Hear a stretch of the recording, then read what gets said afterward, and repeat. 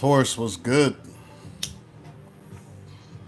Welcome to unclelspeaks. My name is Lauren. Please like, share, subscribe.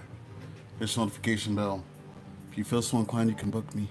All the information is in the about section. Send the details.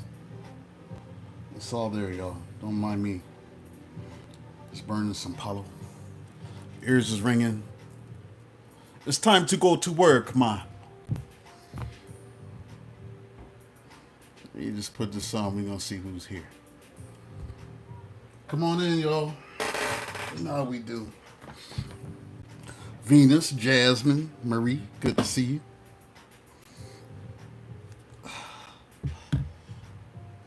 Ilyana.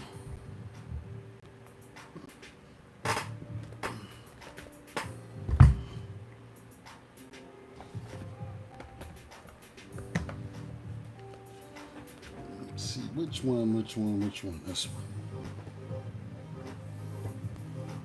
Carmen Garcia, Isaac Hayes.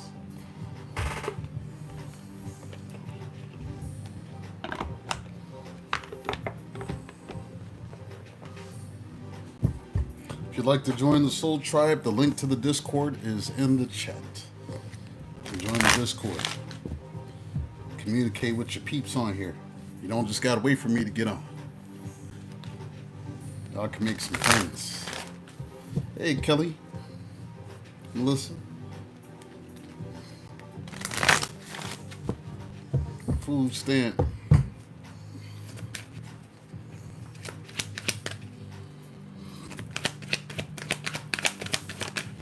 And if anybody needs a reading when I get done, go ahead and send those Cashapps. I'll read for you this evening.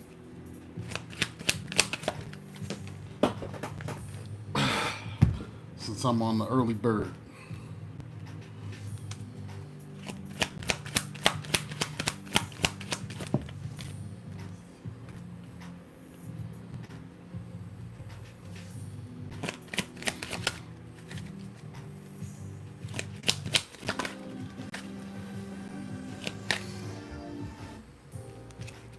Hey, Linda Nazaria.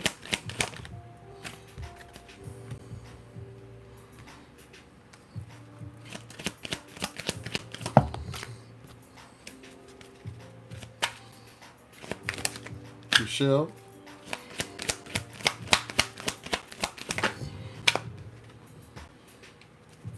Come on in, y'all. Come on in.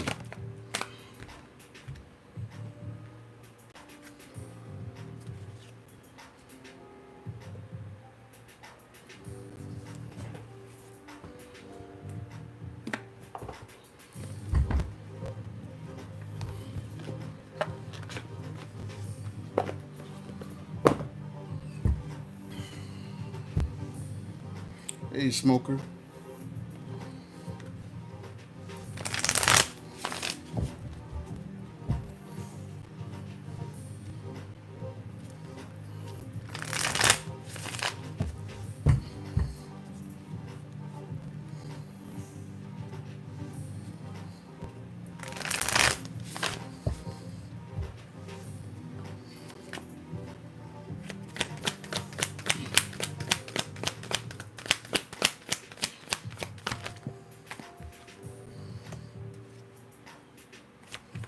Mm.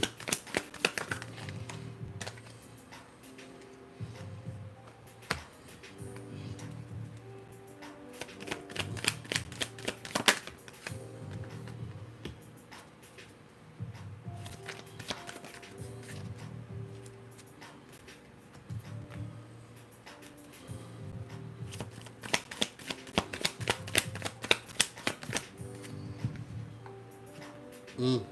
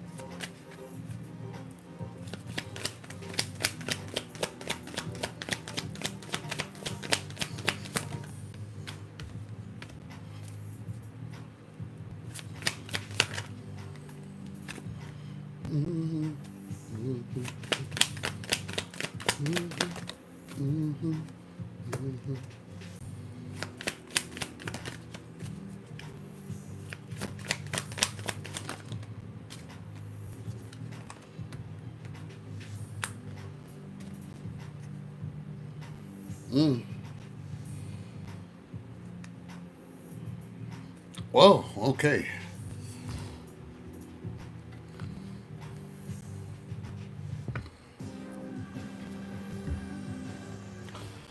All right. Started from the bottom, now we here. I don't know why that's in my head. We got acceptance. Maybe what is being accepted is that you've been hurt and you just need to have better boundaries. Nine of Wands, wounded warrior. Still got some fight left. It ain't over with. Still got some fight left. Lady Blur, Josie. Maybe some of y'all have been feeling alone or spending a lot of time to yourself with this solitude card. And this is you, Taurus, King of Pentacles. Male or female. Maybe spending all this time in solitude isn't doing you as much good as you think it is. Maybe you're starting to become a little bit angry. Maybe the isolation is bringing out some anger inside of you. It's Five of Wands.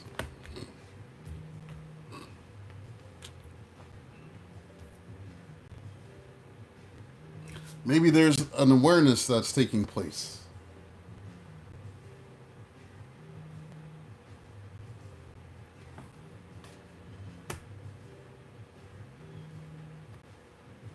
Or this could be somebody else.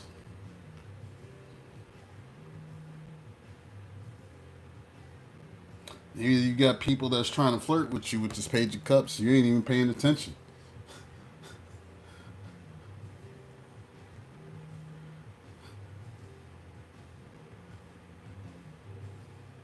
Because you're so busy trying to be strong for yourself with the Strength card.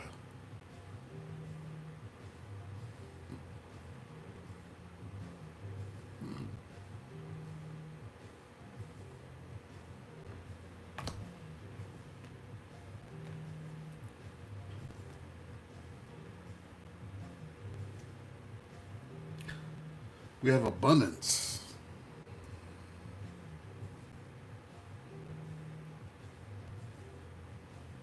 And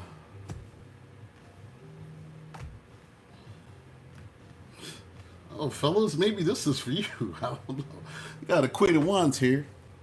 Or this could be you in this Queen of Wands energy, ladies.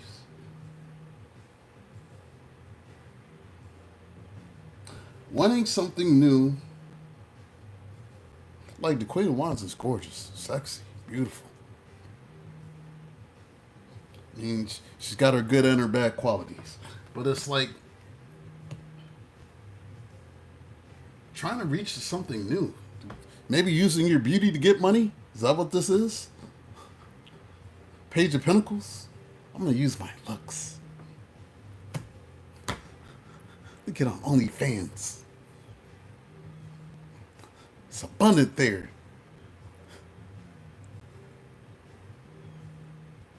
Stay off the pole, y'all. So, I mean, if you got to do it, you get y'all off the pole. Don't be on the pole. I'm going to get money in my abundance any means necessary. I got to show some ass. I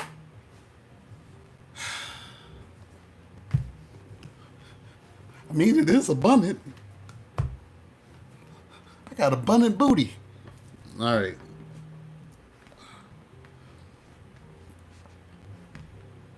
It's a lot of contemplation.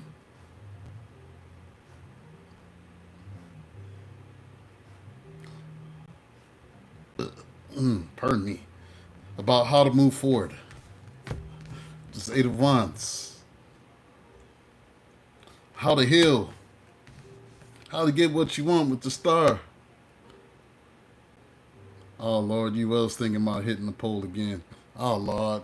Mm.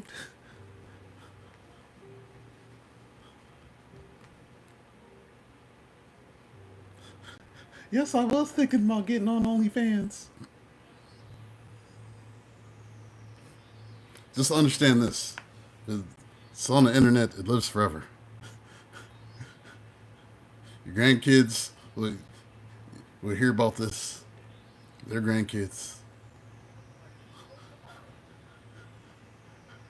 Just understand this.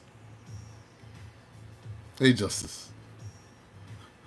Before you do anything hasty, if it's on the internet, it's going to live as long as the internet does. Some of y'all don't care. Ooh, 100. You mean 100 years from now, somebody's gonna look back? They gonna be beating their meat to my picture. Yes, 100 years from now, your descendants will be embarrassed that their granny was. Never mind.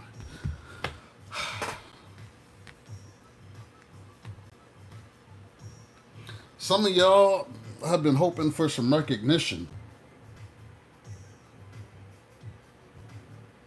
raises, promotions, and it seems like with the Seven of Cups, no matter what you do, things just don't seem to be happening the way that you want them to with the Five of Pentacles. And you're like, what the hell is going on?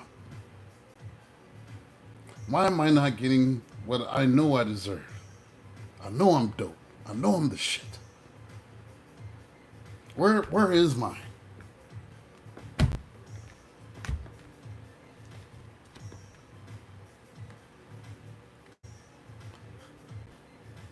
I seen your granny on the hub. Ah!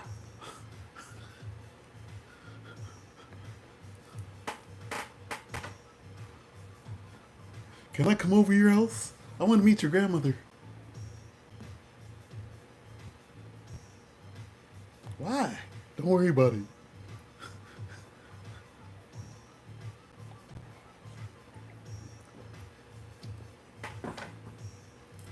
Granny was on the hub. She thinking about your future with the future. The future, not the future. You're in this energy of I'm not sure what to do. There's 4 cups. I just don't know. Hello, Andrea. My condolences on your nana passing. Think about your future. You're not sure. You're trying to figure out how to walk away from the past with this 8 of Cups.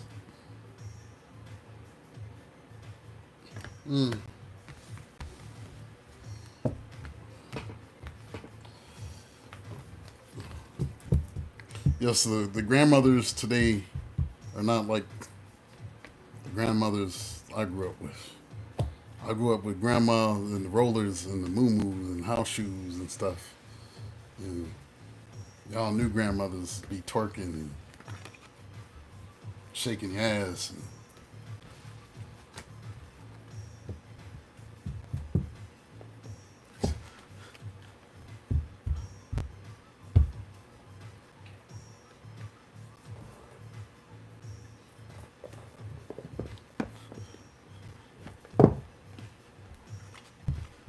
Mom, grandma got her titties out again. That's what the grandmothers we have now.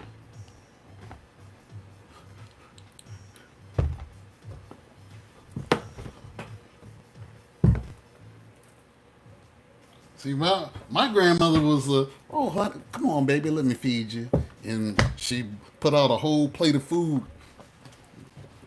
from the 5-course meal that she made the day before and just feed you to death. And we weren't thinking about these, but we didn't have the internet back then.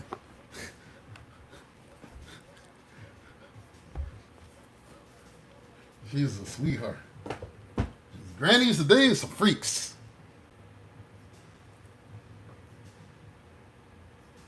It's a whole guilt section on the naughty sites. The guilt section.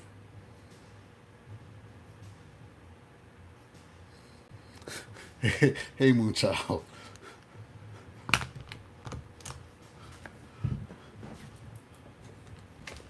What's going on? Hey, hey. What's going on? Ooh.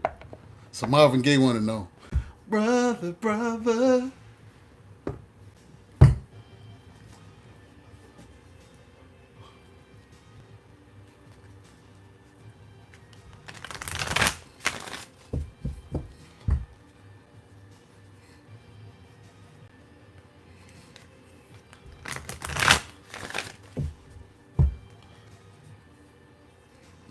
Yeah, okay, Jasmine.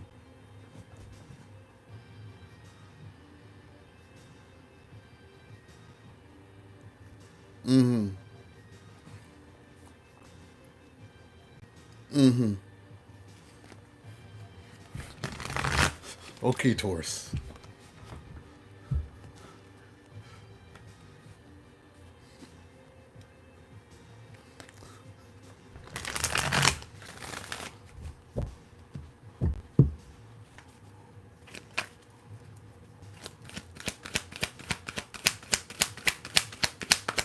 I don't know that one, Melinda. Oh, Lord, here we go.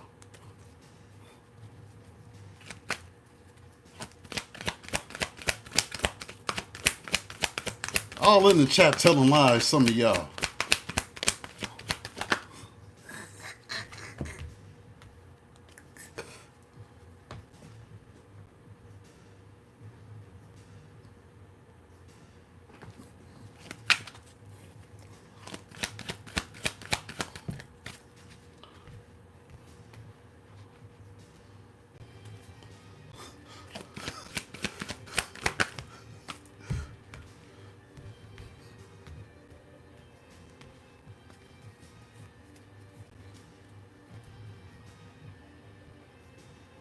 Maybe a little bit. Mean a little lot of bit. JJK. Mean a little lot of bit.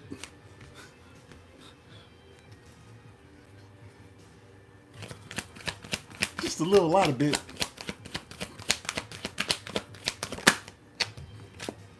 Just tuning in, please don't forget to hit those likes. Appreciate your support, y'all.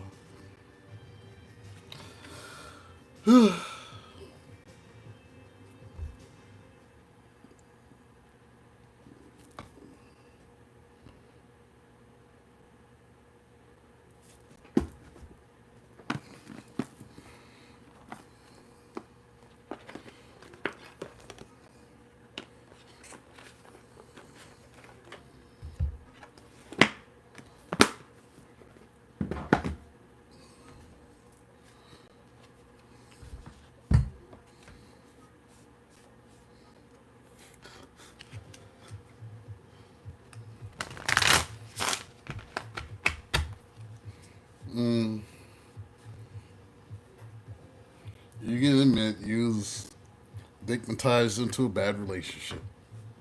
It's alright. These things happen. You learned and you've grown.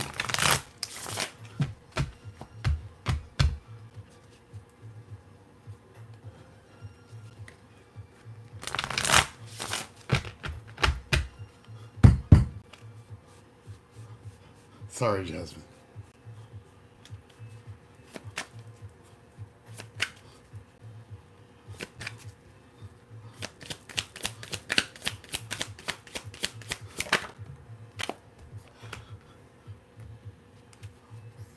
I didn't know, but I didn't know when I knew when I know that.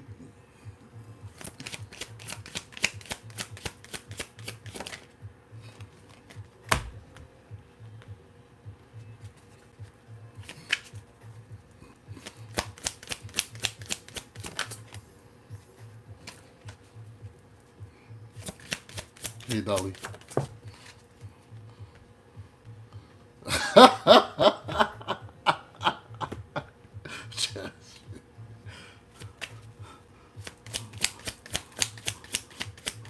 No more like doors.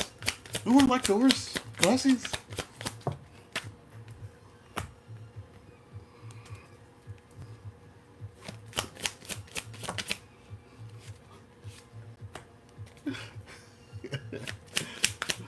No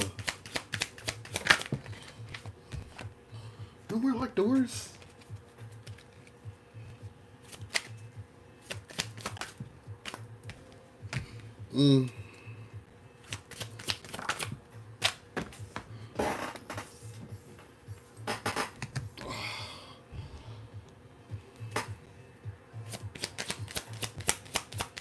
I want to be free.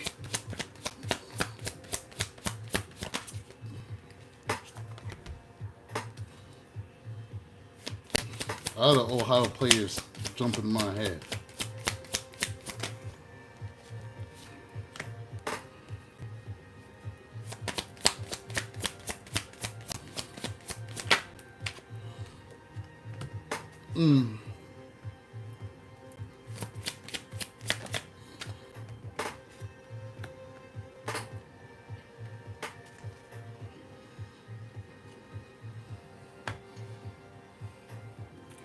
Well, that's pretty direct.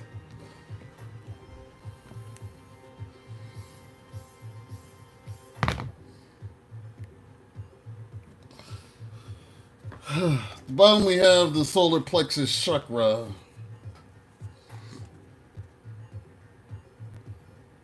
This is the chakra that references the healing that needs to take place within.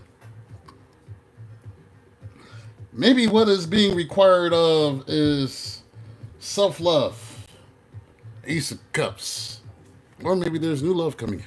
But I'm feeling like this is more self-love with this Ace of Cups.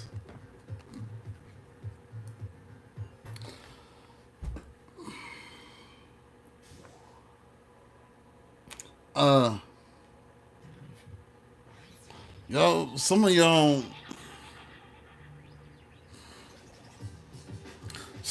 need to be very careful.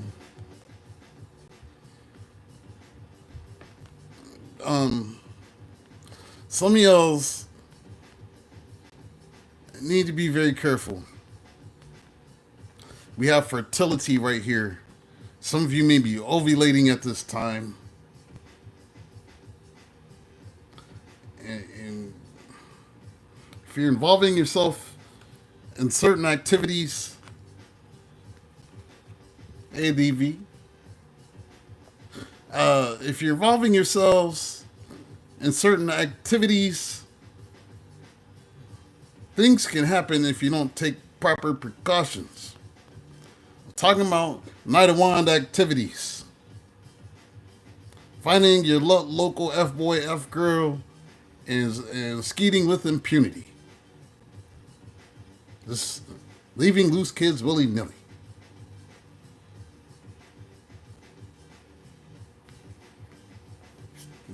Fertility.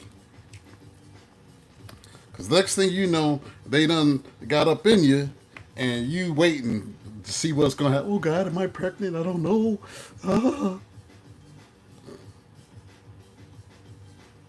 Some of y'all may be waiting right now.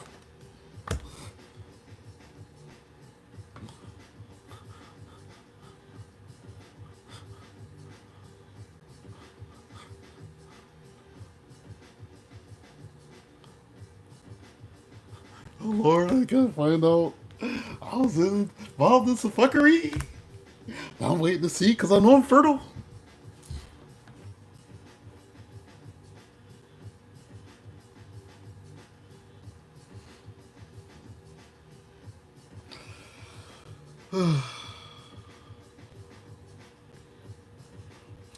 If you're just tuning in, please don't forget to hit those likes. Appreciate your support, y'all. Because I see there's some watching me that ain't hit the button yet. If you don't like me, what are you watching me for? It's weirdo lurker behavior. Need likers, not lurkers here.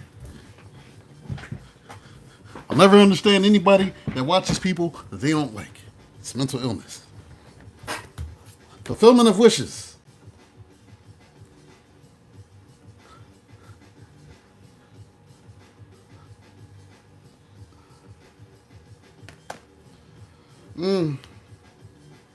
Maybe them wishes ain't been getting fulfilled.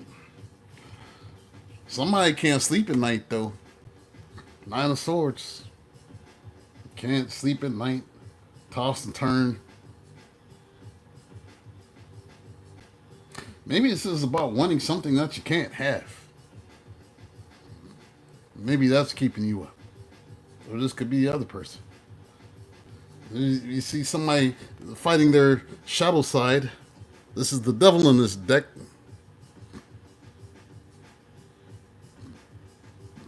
Feeling attached. Sometimes you get what you want and then it don't be what you want. Feels like that too.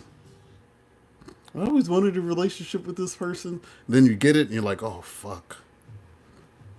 I've had all this romanticizing in my head about what it was going to be like.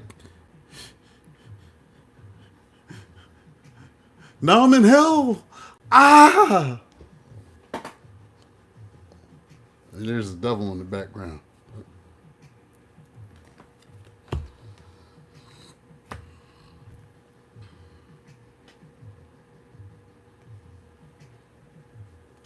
We have your crown chakra. This is the chakra where the angel Metatron gives you your downloads. When you have them dreams and your ears be ringing and whatnot, the downloads are coming into your crown chakra. This is you, Empress Taurus.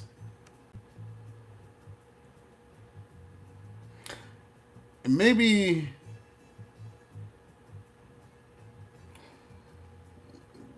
these downloads are trying to tell you what you need to know and what you really want with this Nine of Cups.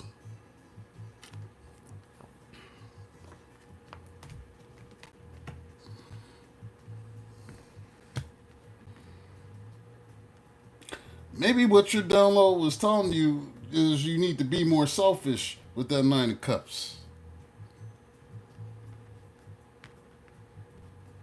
Maybe it's time for moving on.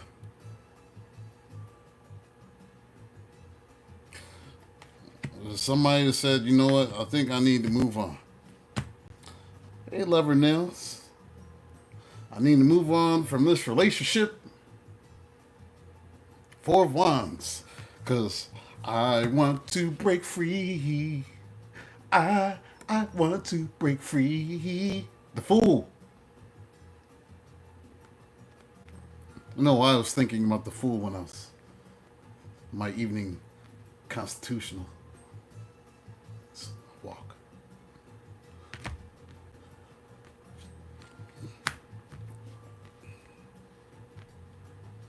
But there's this essence of mental conflict here.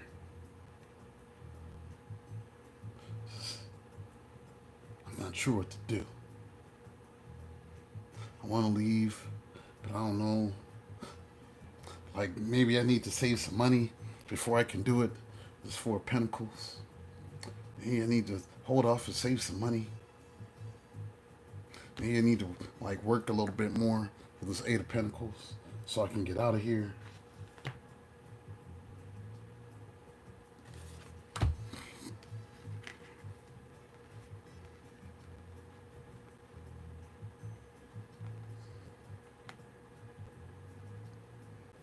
Mm-hmm. I'm not freaky. And here you are. I'm not. Mm-hmm.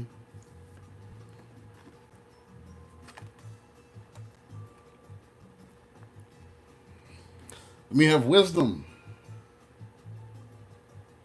What is your wisdom telling you? Your inner guidance. This is the Taurus card, the Hierophant. What is the wisdom telling you?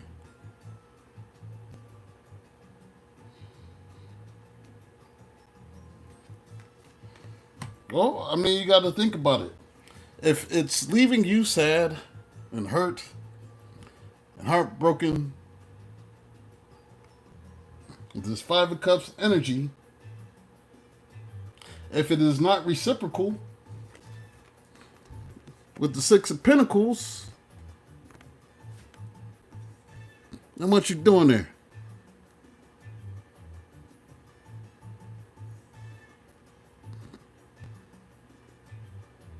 Who told you got to stay somewhere and be hurt? Who told you that?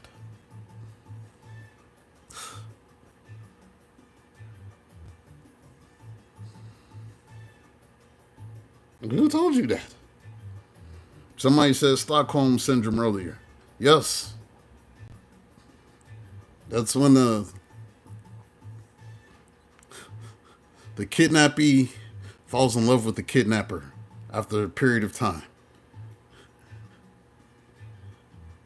Next thing you know, you're defending the person that's wronged you.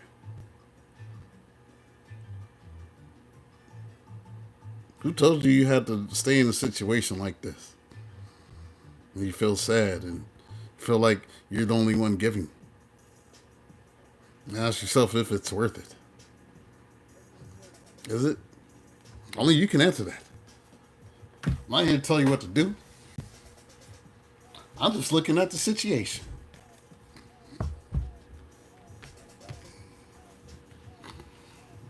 You gotta figure out what works for you.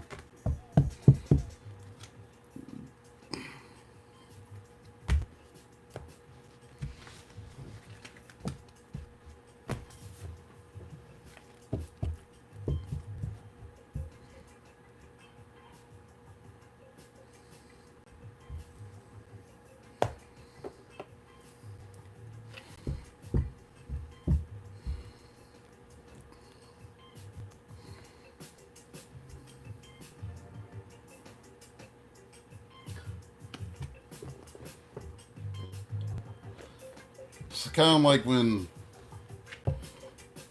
people look at people on the outside that are in abusive situations. Say to them, why don't they just leave? He's putting hands on you, whooping your ass, sleeping with all these other people. Why do you continue to stay?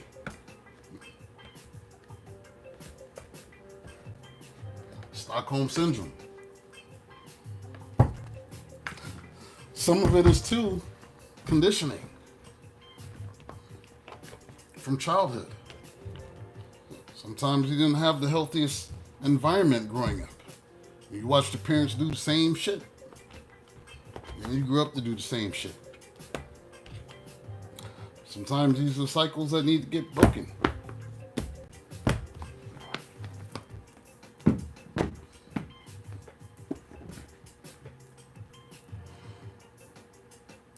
I remember when I was young, and I would like these girls, and I was Mr. Nice Guy. And they would always pick the bad boy. And I'd be like, I got a car, I got a job, I dress nice, but you want to be with the gangbanger, like the dude that has no future, that has no plans of going to college, just wants to be in the streets, and he's cheating on you too. And I'm like, why would you pick that over me?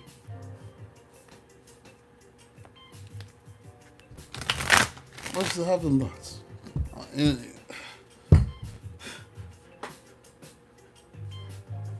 then I would see like the afterwards, and I'd be like, man, I dodged a bullet. Now they like got babies by them. And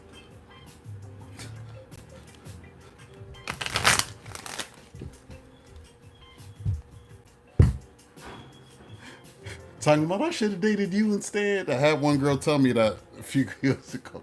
I should have dated you instead of him. My life would have been totally different.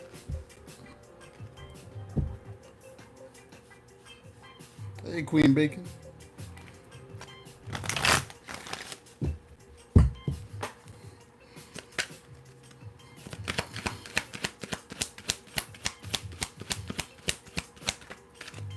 Jasmine. Hey, new sunshine. Stay on the path, Jasmine.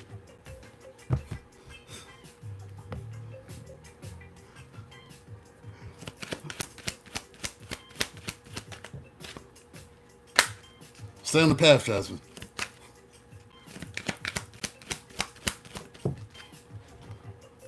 There are other eaters in the world. You don't have to look backwards. There are other eaters out there.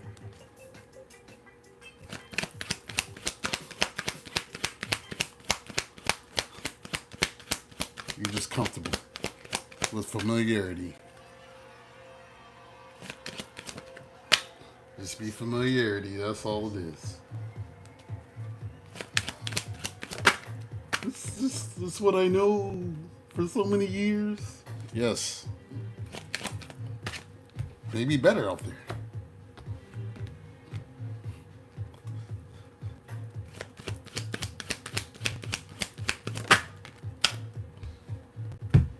You know what happened to Lot's wife? When she looked back after leaving Sodom and Gomorrah, she turned into salt. Pillar of salt. Don't turn into a pillar of salt behind no sheep.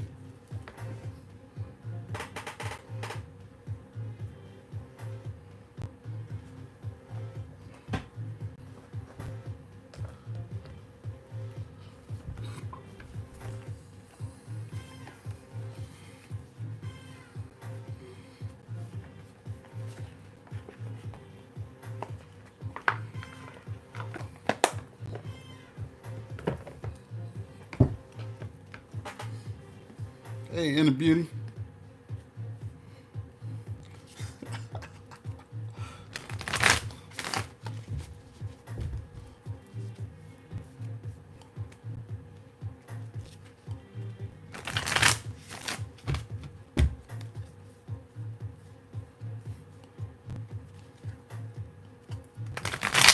Gotta stop looking backwards.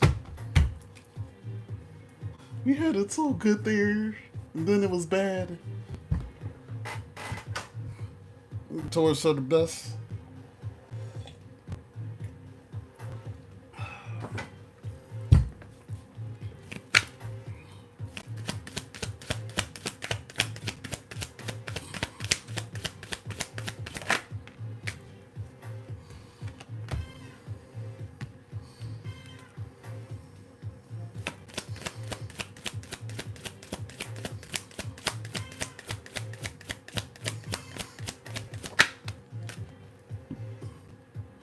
Mm.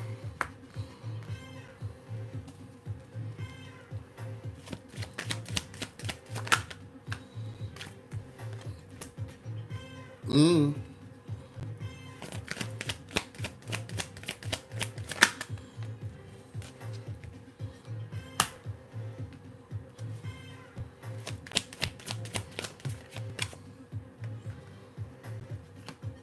Make sure if y'all need a reading, send your Cashapp at 3333. Do it now. Don't wait till the end. I'll read for you.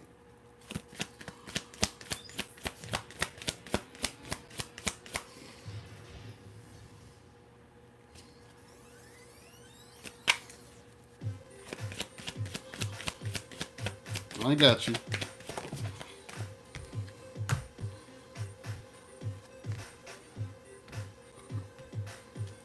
It's just your which sign are you again, Aquarius? They don't be watching me like that. Can't remember.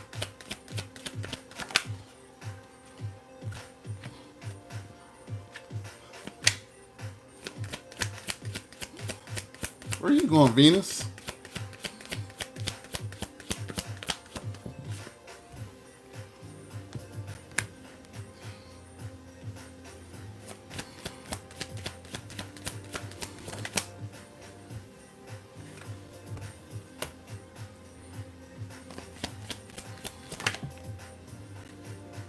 Jazz, man. Oh, Lord.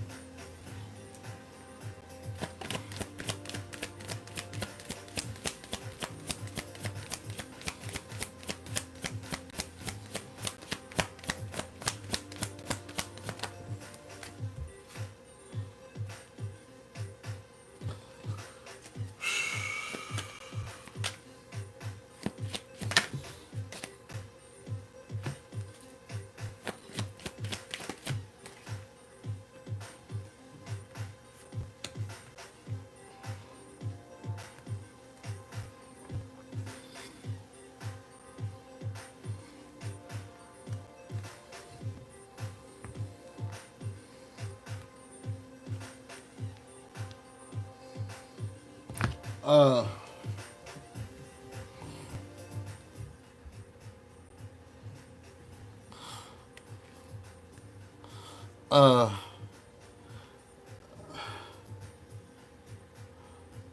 somebody want to talk to y'all. Ace of Swords. I'd like to talk to you. Whoever this is that wants to talk to you, um, you might have your boundaries up against whoever this is. And you in your bubble and say, I'm not talking to you, but I'd like to talk to you. No, I'm using my boundaries. I know the boundaries letter. It's the B word. It's not bitch, it's boundaries. So you can call me a bitch if you want. It's called boundaries. But I want to talk. You're blocked. No. Because I'm using my boundaries.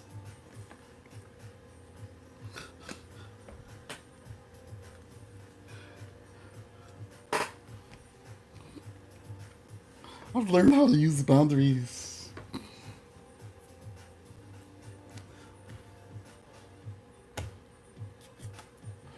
We have blossoming. When something is blossoming, something is growing.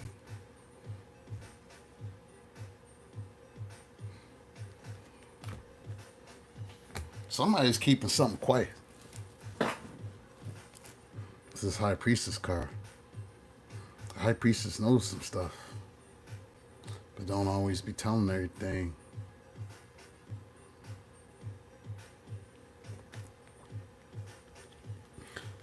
Something to do with a relationship with this Two of Cups. Somebody's being quiet about something new that's starting. You try and keep it on hush. Don't worry, I ain't gonna tell nobody.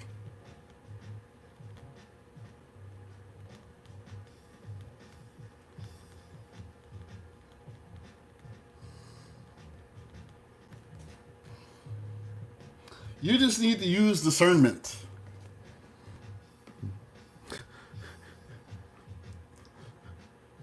Utilize the boundaries that you haven't used before.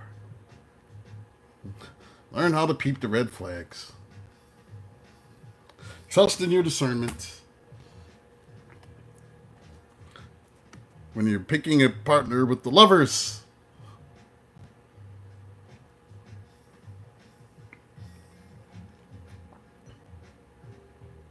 utilize discernment when determining who your divine masculine truly is with this Emperor card.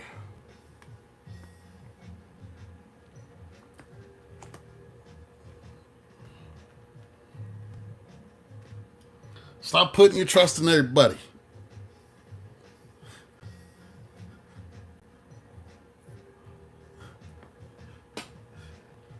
Trust. Whoever wants to talk to you, they want. We need to talk. Queen of Swords. We need to have a conversation. We need to have a conversation about how we're going to move things forward because I don't trust you. Well, Fortune. We need to have a talk.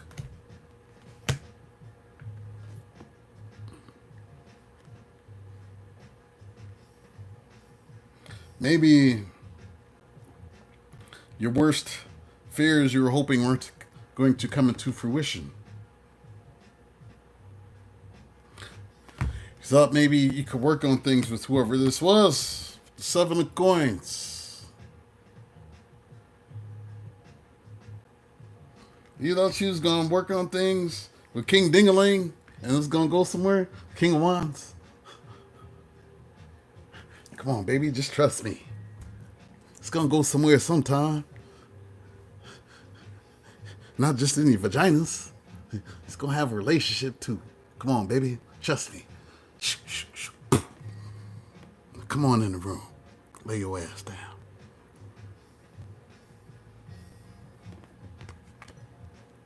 Okay, you said it's gonna go somewhere, so well, I'll do it. I'll go in the room and I'll lay down. That's right. Come now, girl.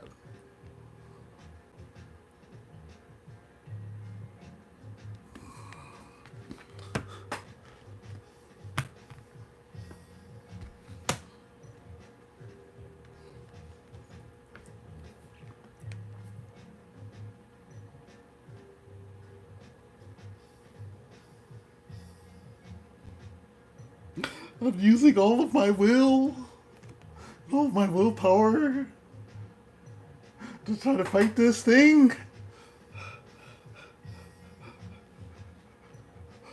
I don't want to let him back in. Five of Pentacles is taking everything inside of me to not let him back in. From out the cold. Who don't want? That's you, Taurus. The Empress. I don't want to let him back in. It's taking all my willpower to resist King Ding-a-ling.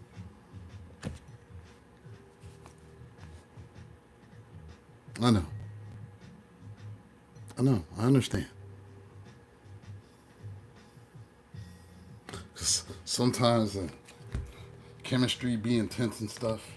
You be feeling like it's your person, huh? You be feeling like the Emperor and the Empress. You be feeling like it's your person. Like you got a soulmate connection and all that stuff, right? You be feeling like that, don't it?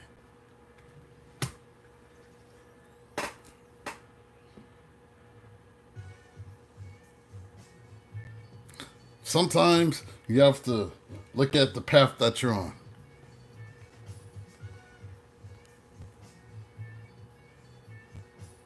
When you're looking at the path, where is it going?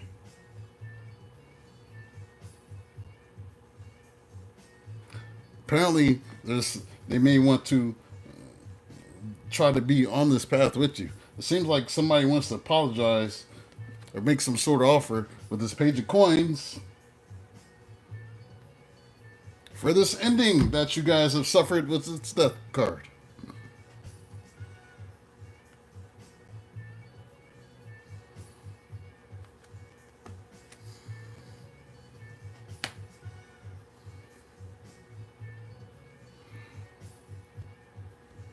Maybe sometimes the path is accepting that you weren't receiving enough.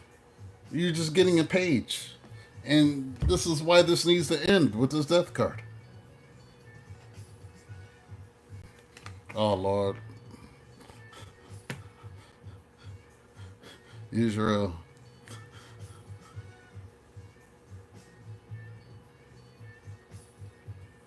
La, la, la.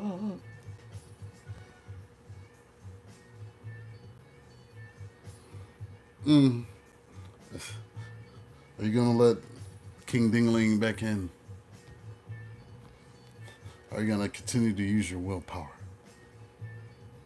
Let these endings happen so you can have your new beginnings.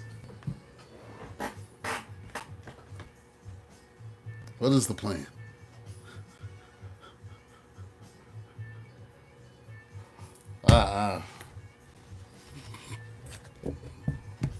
Have to ask yourself, is this enough? Is it enough? What could I do?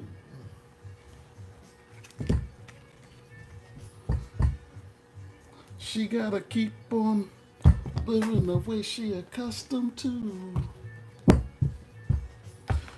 She trying to break a man.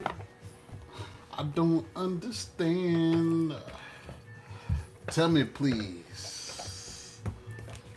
Why do I have to pay attorney fees? Attorney fees. This is a joke. I need a smoke. Wait a minute.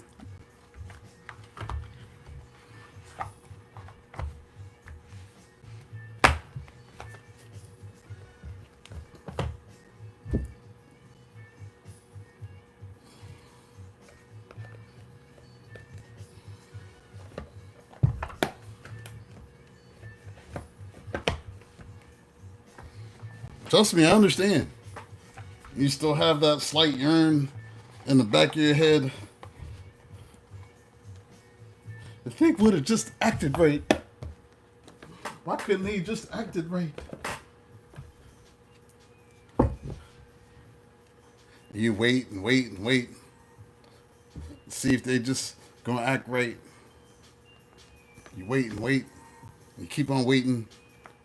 And you wait some more. You're just holding yourself back. Sometimes people aren't capable of loving you the way that you need to be loved. They're just not. It has nothing to do with you or the person you are. It's your ego that's telling you that. Sometimes they are just not capable. You gotta accept that shit.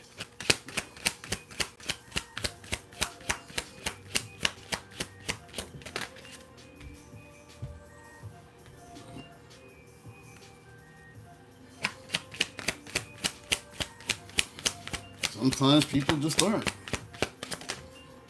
You have no control over that.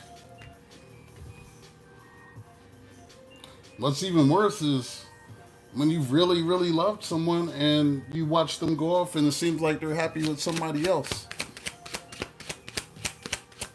It's like, well, how come that couldn't have been us? They're doing everything for them that I wanted them to do for us. That'll hit your ego too. It ain't about you though.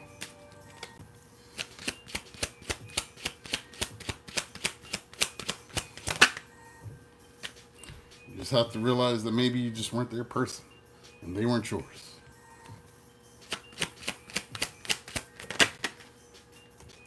How can they go off with somebody else and be happy?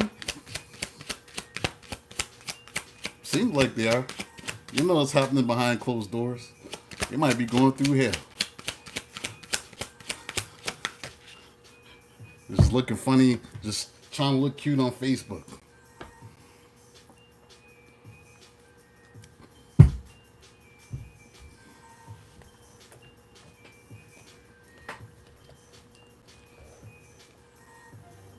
You're supposed to just be glad you're free.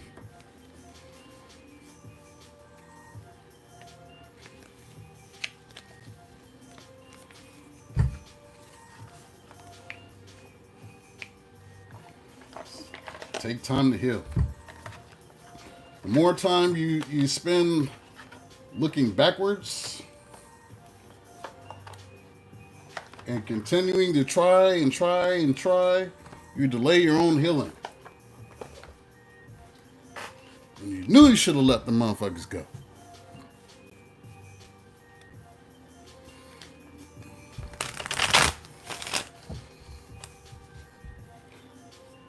Sometimes you just get used to what's unhealthy. You gotta shift the paradigm.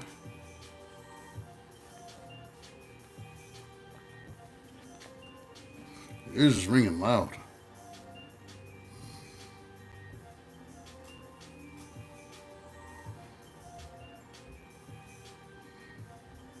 Make sure if you'd like to get a reading, you let me know now. Because my ears is ringing, spirits in the room. You hear what you need to hear tonight.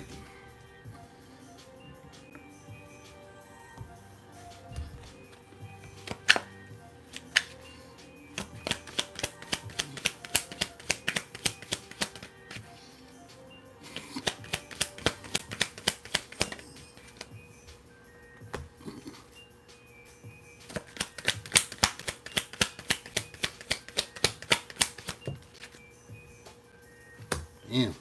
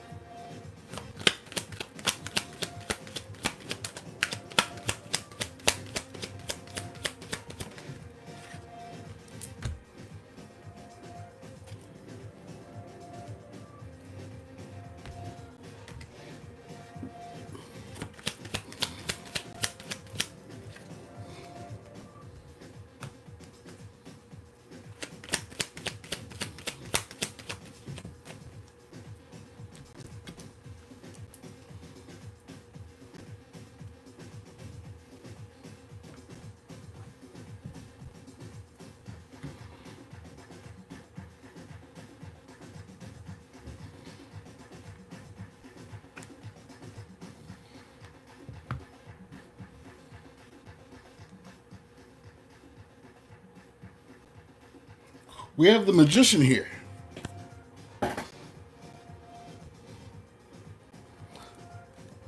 Manifesting,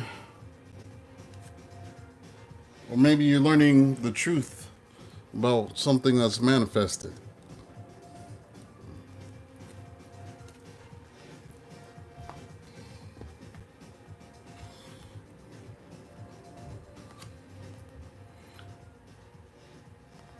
Maybe somebody changed on you out the blue.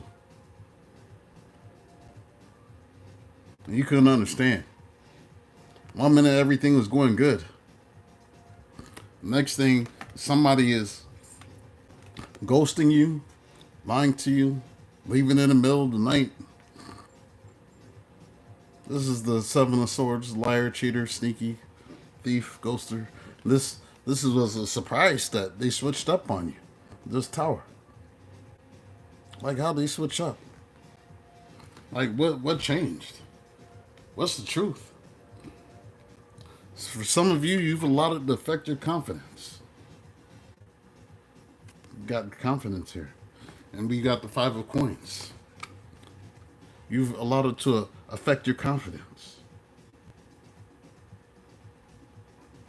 Don't let it affect your confidence. Continue to work on yourself. Seven of Coins. Don't let what somebody else do affect who you are. That's a dumb decision. Sometimes these things just happen unexpected. Sometimes you don't know people the way you really, really think you should.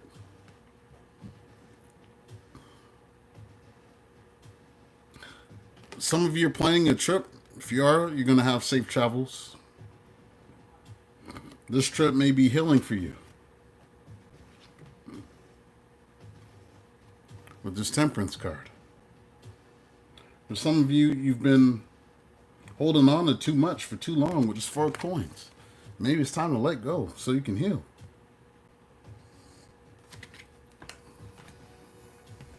Maybe that trip is going to help you do that.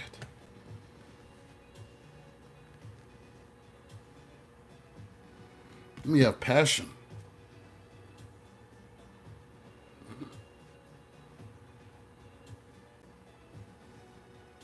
Maybe some of you just miss having this passion.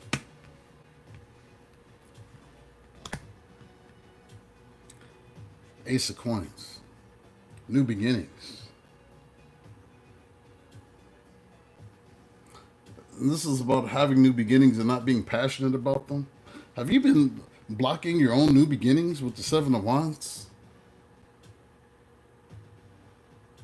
Been blocking your own new beginnings? Why? Why would you do that?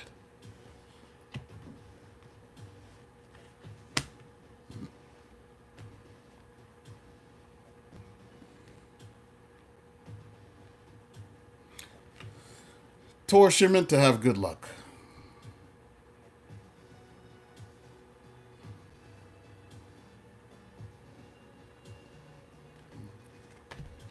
This is coming from you protecting yourself with this Nine of Wands. Yeah, you've been hurt. This is about your boundaries. I guess today is all about boundaries. It's Boundaries Day. Taurus, Queen of Pentacles.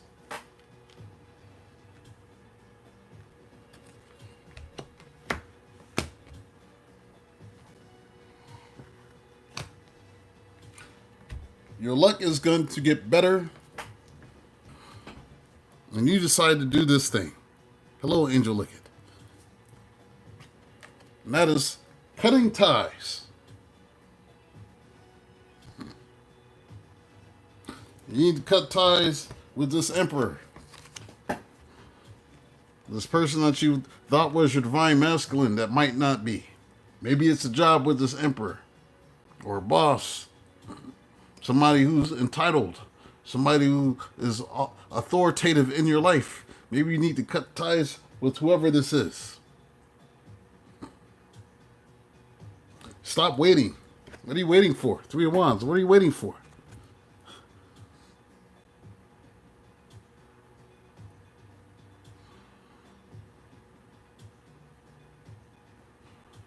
It's time to stand 10 toes down with your boundaries because you're blocking your own new beginning.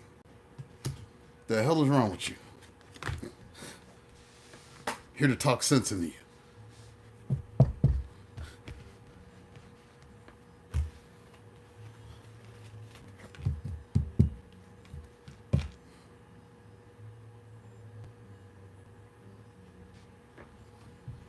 Blocking your own new beginnings.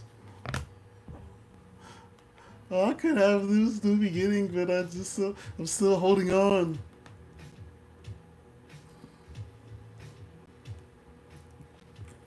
Holding on till I see the sunrise.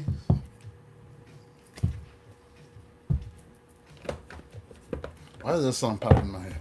It's been a long time coming, but a change is gonna come.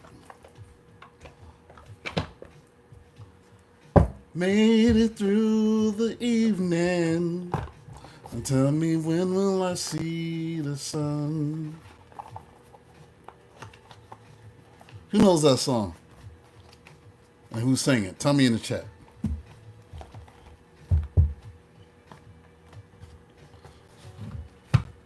But a change is gonna come. I know at least one of y'all went to church before.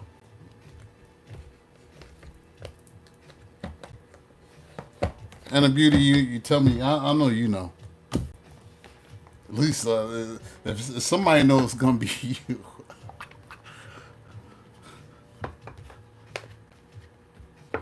Don't let me down, girl.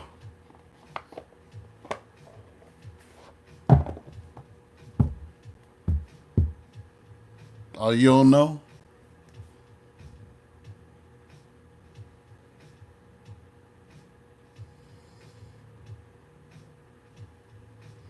It's the Winans, man.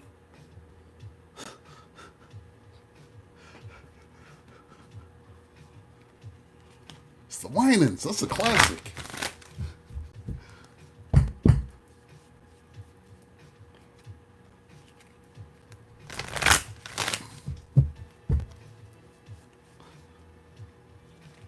Ugh.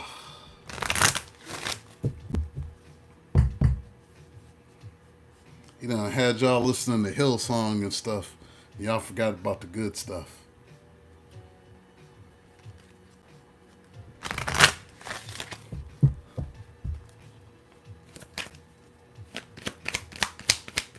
Heathens, yes. Heathens. No, it's not Sam Cooke, it's the Winans. We're on the Winans right now.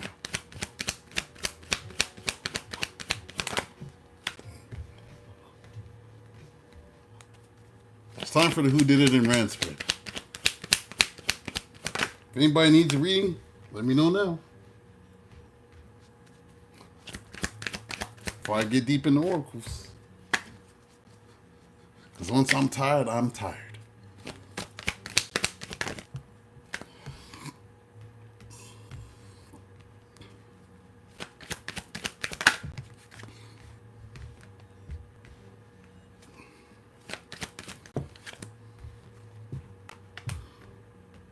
Who did it in Rand?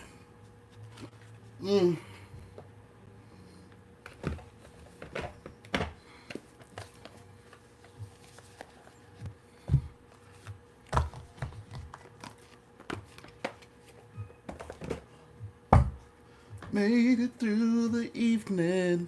Tell me when will I see the sun? Holding on till I see the sunrise.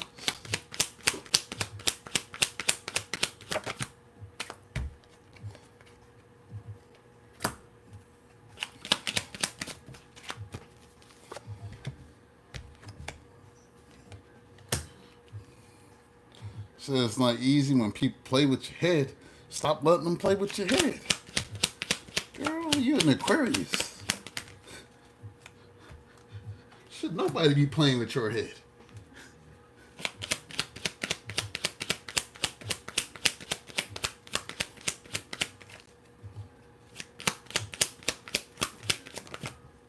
I'm singing a different one. That's from the Winans.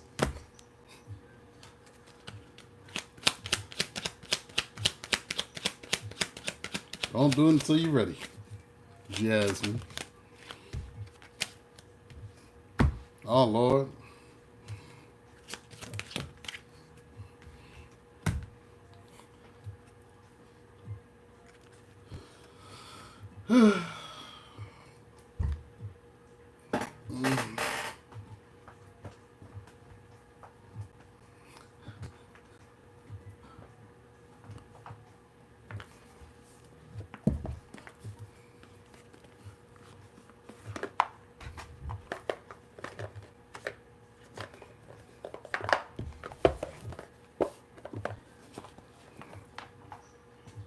You're sore from the gym? That means you're doing the right thing. Let's go on and work out. Build your belief back in yourself.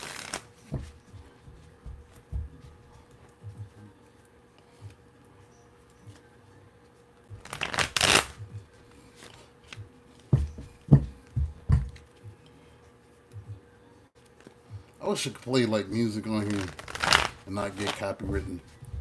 I hate that.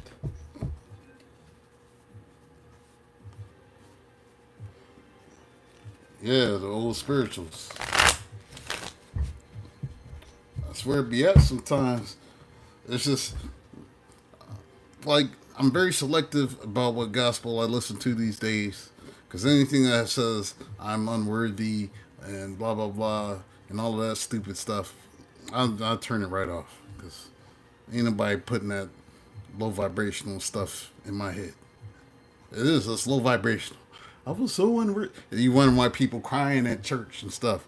Because they're playing all these nice chords and then you're singing how unworthy you are of love and how undeserving and how you are a wretch and this and that. And none of this is true. It's not true. It just sounds good. Sounds good and it sounds humble. It's secretly low vibrational. You have to be careful about some even gospel music, what you listen to. What's putting inside of your spirit. Because just because it say good don't mean it's all good.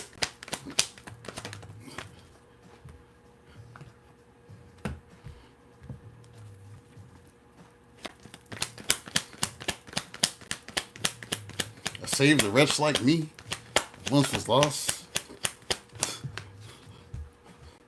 No. It's low vibrational. Who said you was a wretch?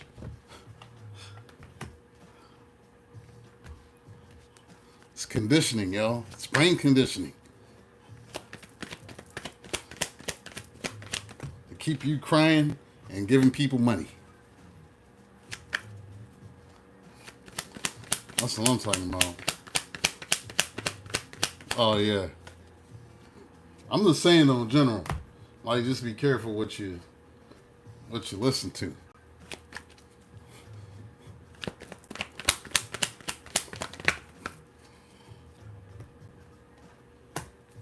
Some of them don't speak to your spirit the right way.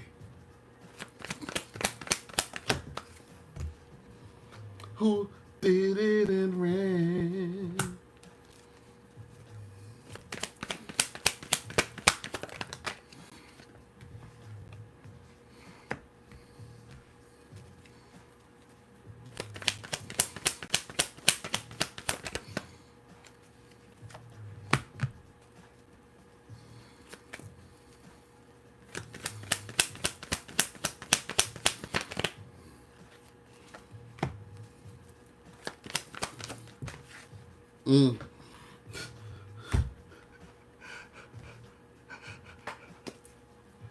Oh, hell no.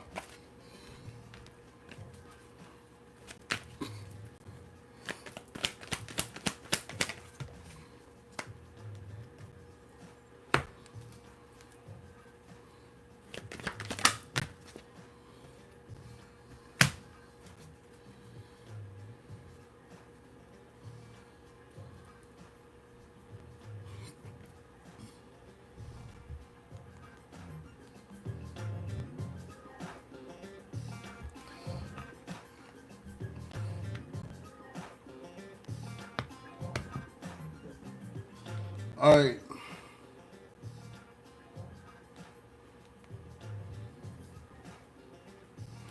Some of y'all need to just go on and let go.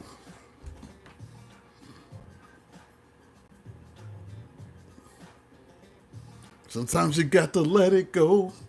Make room for the new beginning that's on its way to you now. Look at that. You need to let go.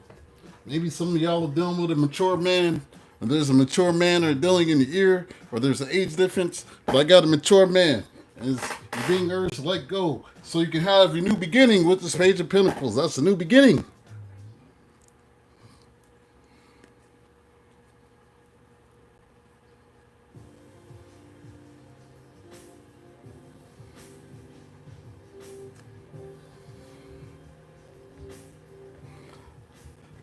Yeah, it might have been a love TKO with his intimacy card. Reminiscing about the chemistry and all the cheeks and stuff.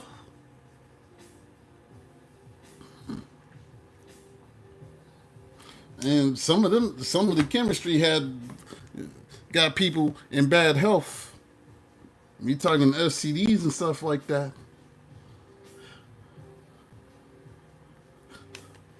Sometimes people do it on purpose, because you'll be trying to leave with the chariot card, and they put an end to that shit. They're trying to go up in you. Don't leave me, girl. Just give in. Come on, baby. I know you missed that. Just give in. Don't fight the feeling.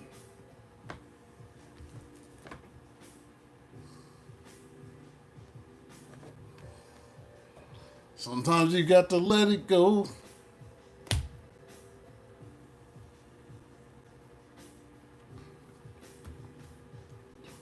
You got a guardian, a lost loved one who's watching over you.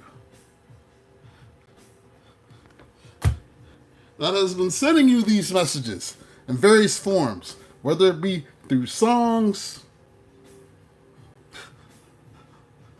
tarot readings, your dreams.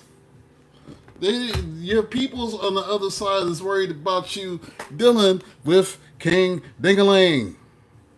King Wands. Here he is again.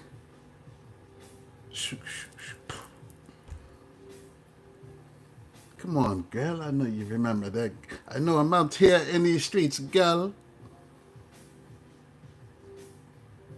But nobody do it like I do it.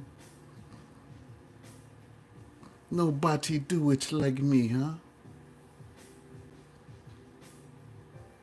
And your guardian seen how what they was doing out here, and they blocked that shit. Two of Swords. They said no. We're removing King Dingaling from your life. But I don't want to let go of King Dingaling. Let it go. But I don't want. The chemistry was so good. You know. They said no.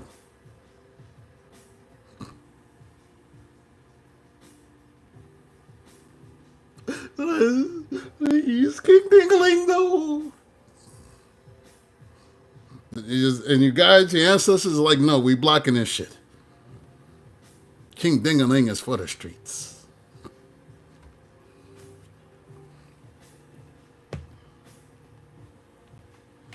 They said no. They said no. Look at that. But I went because they see what you don't see when you're not around. And some of them know that they going to put you in bad health in various ways. Sometimes it's depression, mentally bad health. Some of them got gifts that keep on giving. And they trying to keep you from getting them gifts. You know what I'm talking about? I said, you know what I'm talking about? But I don't. Better check for bumps. Look for acne on their back.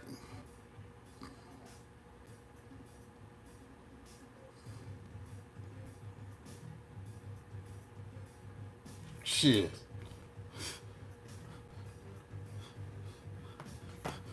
Shit. I'm trying. See, this is why I'm here. This is the whole reason that I do this, is to keep y'all from falling into the fuck shit. Because it would be a shame if I did not use my gift. And people just out here getting fucked up. And I'm just out here getting money, minding my business.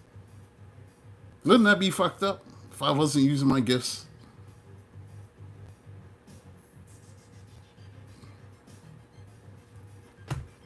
Some of y'all may be moving.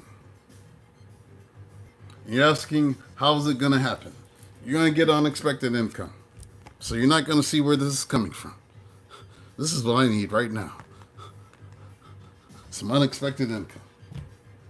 But you are going to have to make the decision with this King of Swords. You are going to have to make a decision to move forward with this Wheel of Fortune.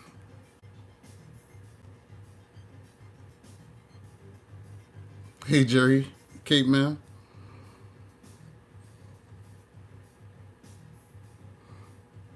This is a decision that you got to make.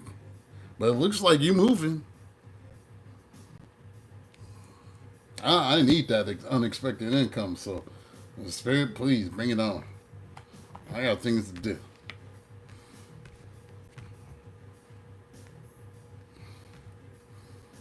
do. Somebody wants to communicate with you. Compromise, they want to work it out. Can we work it out? Please? Maybe they want you to be the main female or the other main female. Somebody want to work it out.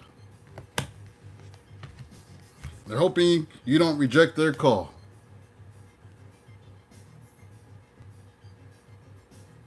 Four Cups. They're hoping you don't reject their call. This is somebody from your past. Six of Cups. Some of them, if you have children with them, they're going to use that as an excuse.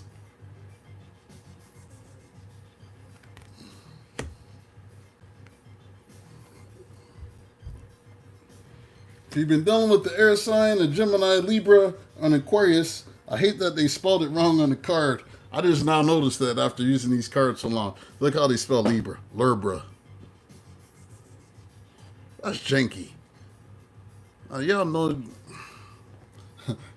Gemini, Libra, and Aquarius. Libra. What the hell's a Libra? This person may be locked up. Like Akon. He locked up. He won't let me out. He locked up like Akon. His air sign is locked up. Talking about, look, man. Operator, can you please accept this collect call?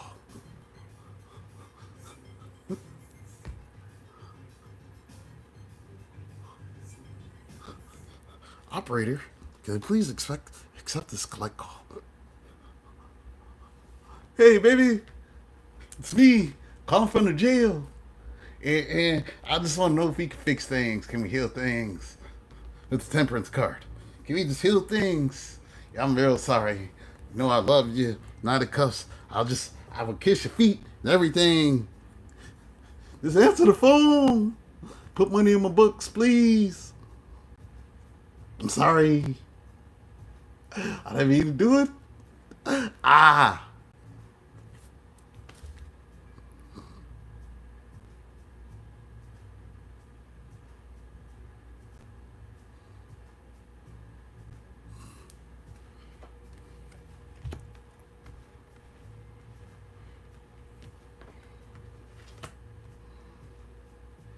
I just want you to open your heart again. Make things be like they used to be when I was your main male and you was the main female and we was together. Man, how you gonna do that from the jail cell? Look, don't worry about it. I'll be out soon.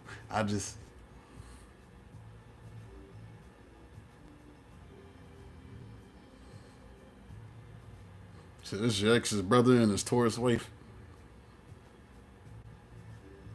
Just open up your heart. Open up your heart, baby.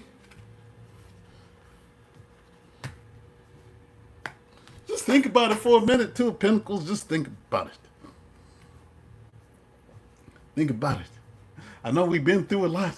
I took you through hell with this tower, but just think about it, please.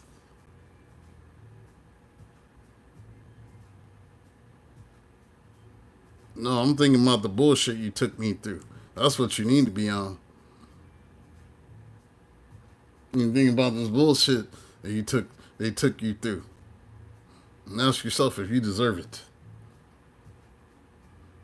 And if you're dealing with a jailbird, what the hell?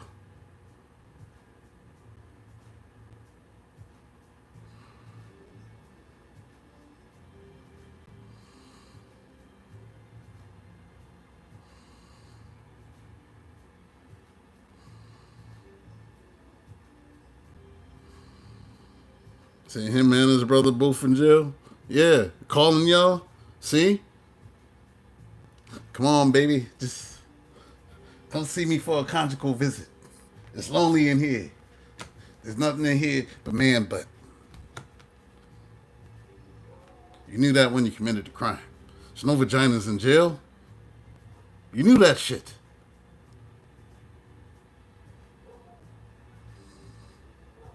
I mean, if you know there's no vaginas in jail, why you want to go?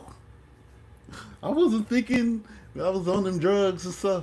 I wasn't thinking about man's butt when I was, but now.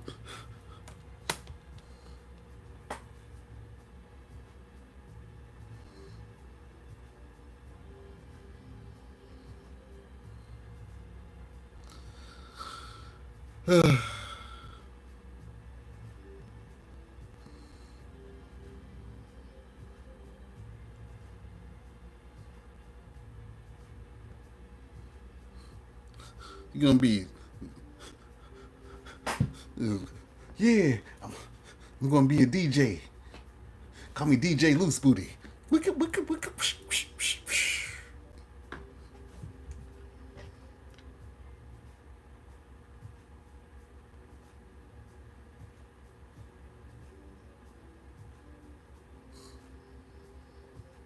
I don't want to talk about the things that I had to do.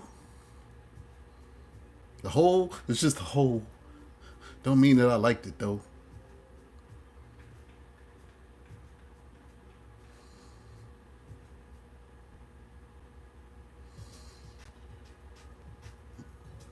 Yeah, Slip and Slide Records.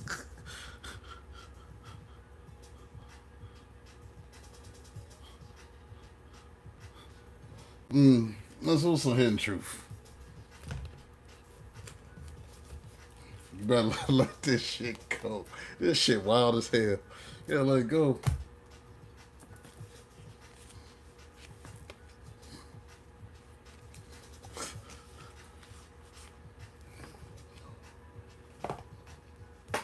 I came here for booty.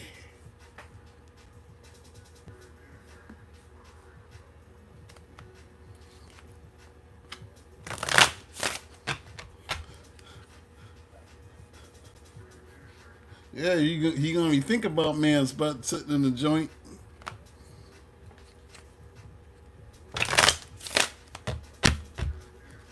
You're gonna be looking at the little small inmate. Man, his little cheeks remind me of her. It's just a hole.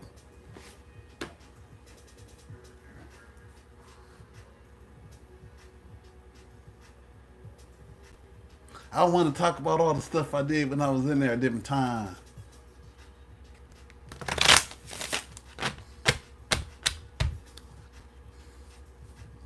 Booty is more important than air.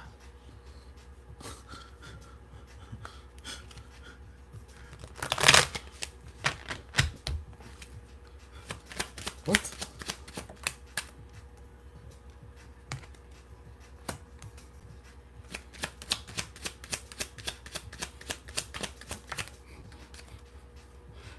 I'm DJ Loose Booty from Astrology Records. Ooh.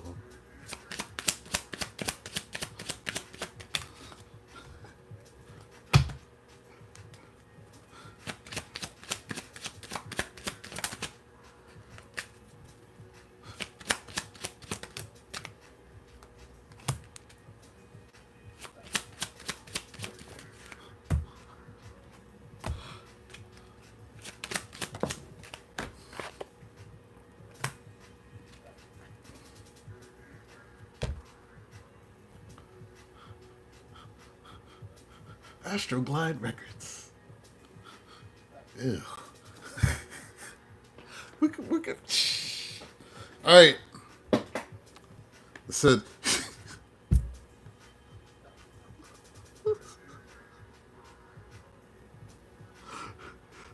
Sorry. I'm sorry.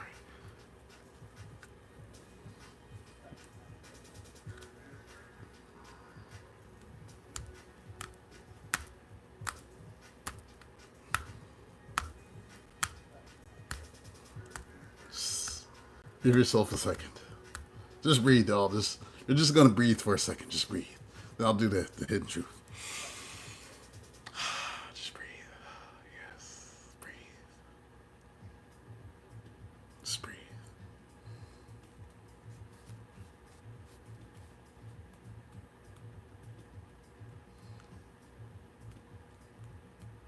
Just breathe. Just breathe. Just breathe. Just exhale.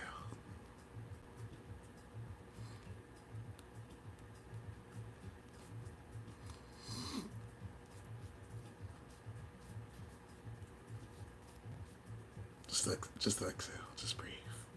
Breathe it out. Yes. Just breathe. Yes. Just breathe, y'all. Just breathe. All right.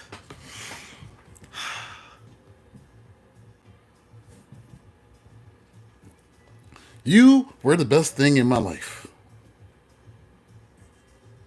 You were the best thing in my life, but I was trifling. Trifling AF? Yes. Trifle life.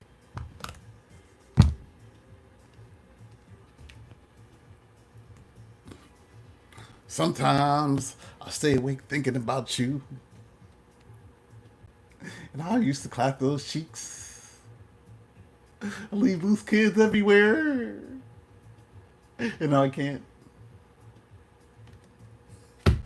That's what they think about.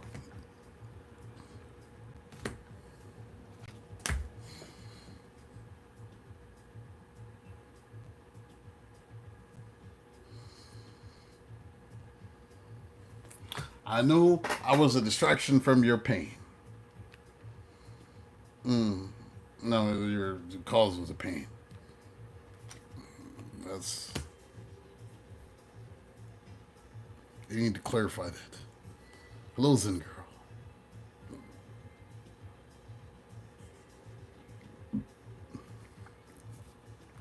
I don't react when people mention you. So they front and act like they don't care no more. Man, I don't give a fuck about Taurus no more. Man, fuck Taurus and this and that. I don't care if Tauruses move on because I got all these other hoes. Because I'm King Dingaling out here in these streets.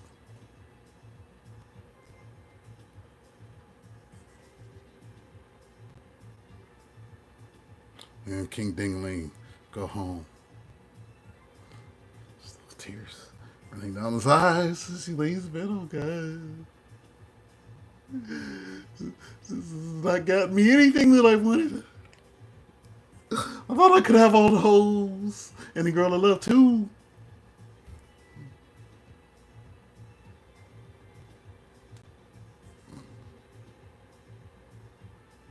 Ah. Let me call her back. Come on, just forgive me. I know I can't stop hoeing, but still, can we compromise? Look, you can have 4 days out the week, and she can have 3. Come on, we can figure this out. We can come to a solution or something. Share custody of the meat. Come on, baby.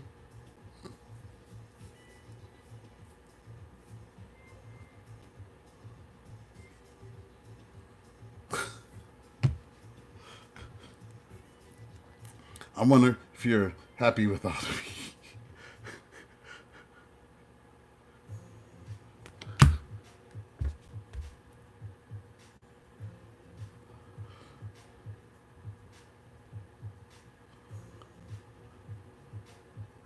Come on, share custody. I'll even give you the majority of the 4 days out the week. She can have 3. We can all be happy. I know you don't like seeing me every day anyway. You know I be horny and stuff. I'm King Dingalang.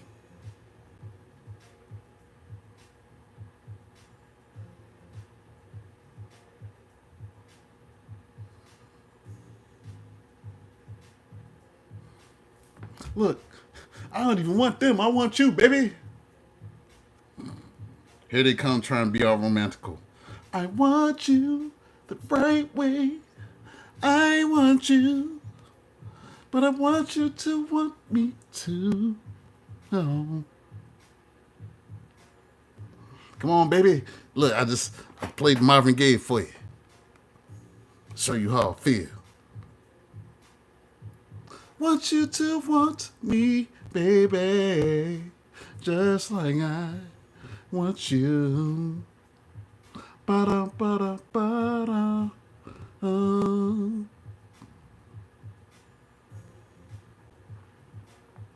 I even used the new R&B. I put out the old school. There's no tank here. You're just gonna put in some Marvin Gaye's. I want you all the way from a jail cell. I bet they do. Come on, I use my whole quarter just for you, baby. Don't block the collect call.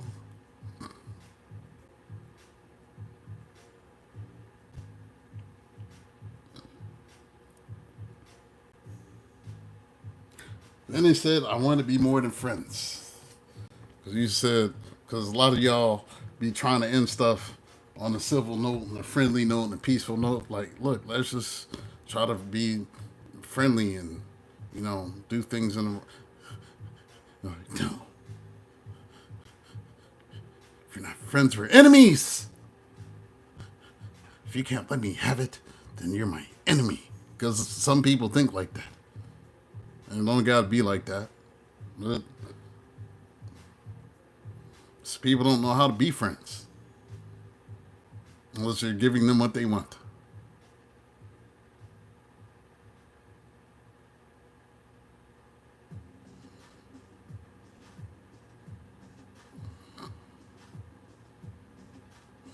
No, if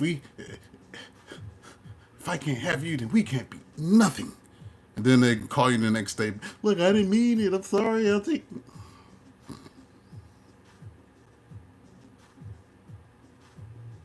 Like some people you can be friends with after the fact, and some you can't.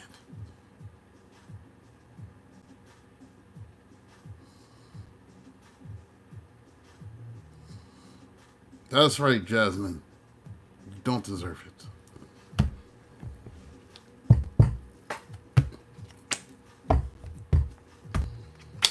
I don't care what Tank said. You don't deserve it. Yeah, that's it for Who Did It in Rand Spread, y'all.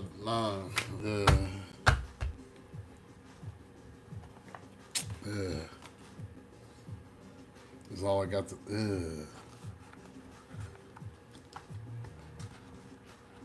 DJ Loose Booty and Astroglide Productions. Ooh.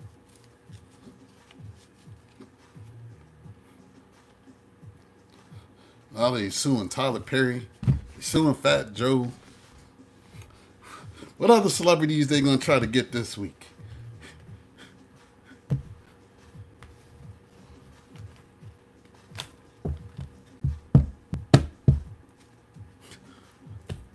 Sometimes you just got to pull out your bitch be gone spray. And you spray it on. See the demon disappear.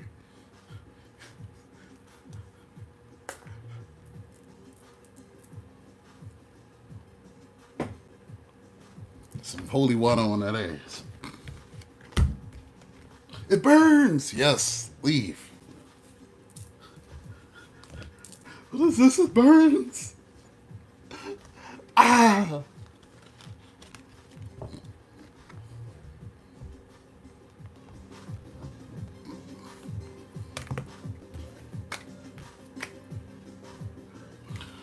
Alright, if you like the book of reading, or I'm saying if you like a reading this evening, let me know now.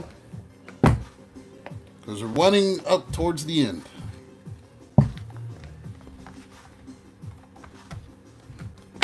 Now I'm just getting on GTA. I ain't tripping. Although the new DLC is kind of booty. There's a little booty. I think it's alright. The new cars were dope.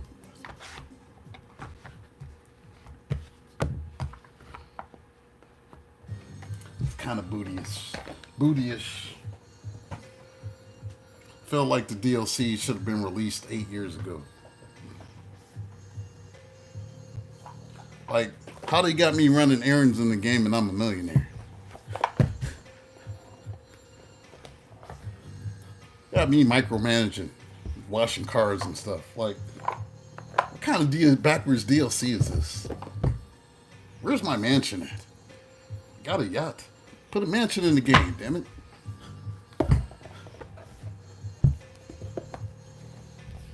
Or like running around doing hella tours for people and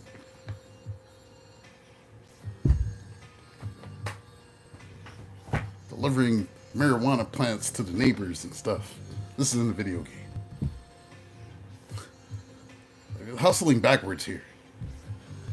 Alright, let's do some oracles.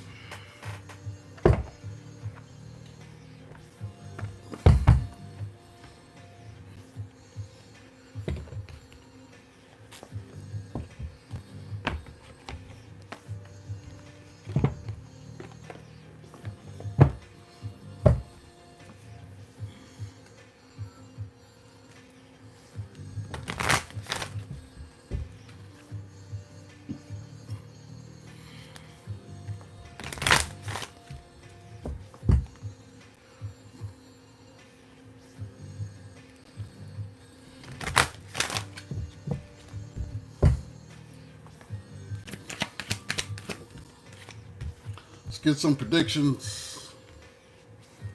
Ooh, I like this.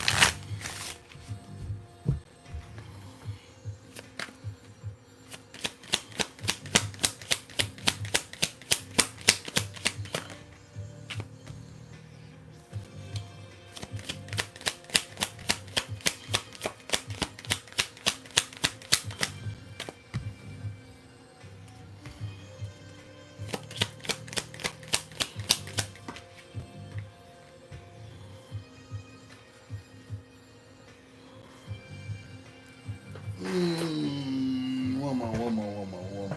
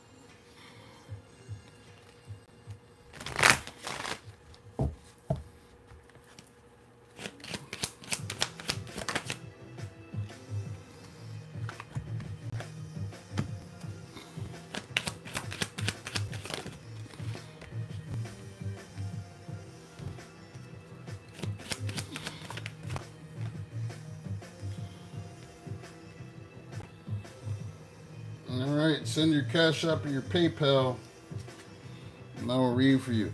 Alright, Okay, this came out earlier. let me just get to business. Um,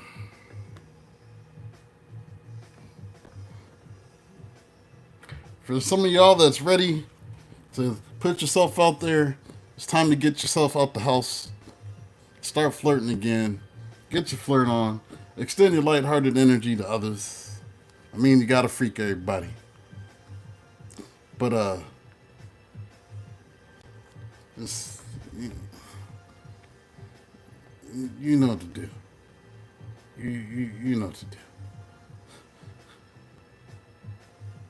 I got you.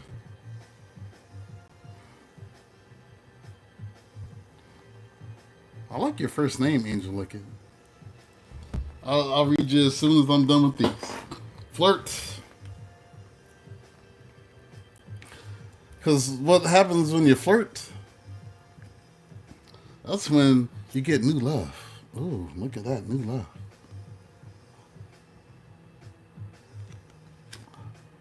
A new person has stirred your romantic feelings.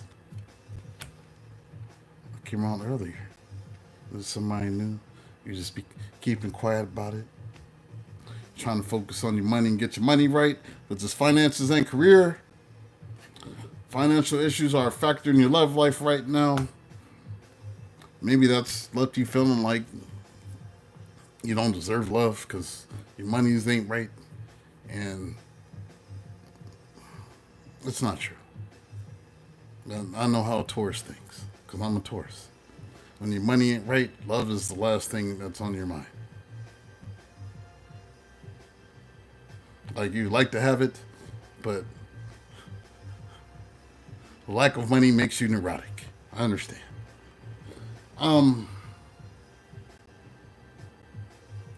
But as soon as you start getting feelings for somebody new, there's somebody from the past that's gonna come back to try to reconcile with you. So be on the lookout for that. Retrograde is coming. Yes, I got it. I got it, Angel Looking.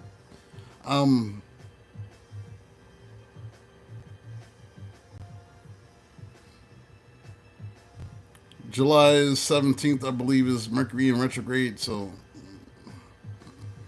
yeah, they gonna. So King Dingaling might try to come back and if he ain't in jail and stuff. All right. This new love come in. Y'all need to tighten up. Lean in. Y'all can't be letting people leave loose kids everywhere willy-nilly. You gotta take precautions and stuff. Because when you don't take them proper precautions, like Robert is in birth control, you get pregnant. That's what happens.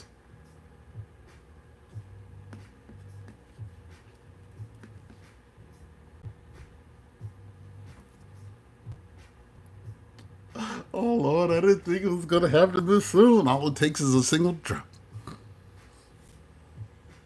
Loose kids. And then you're panicking. Oh God! You remember fertility came out in the second or third thread? I can't remember.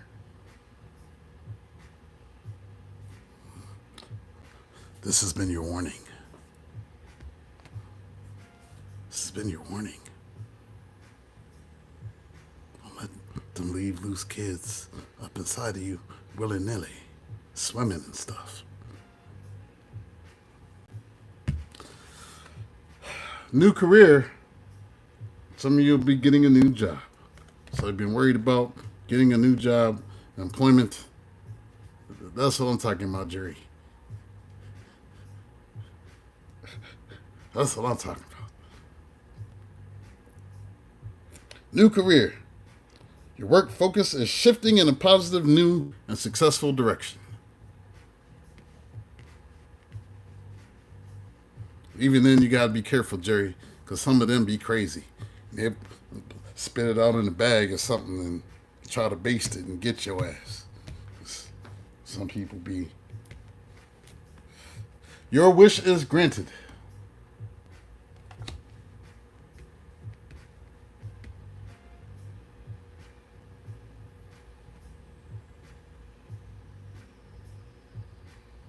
It's happened before. Ooh, let me freeze it. We'll use this later. Your wish is granted. What you've asked for is coming true. It says by summer, everything you're asking for becomes yours in the summertime. We're almost officially into the summer. So a part-time travel job should be able to start end of the month. Damn, that's what I want. Travel job.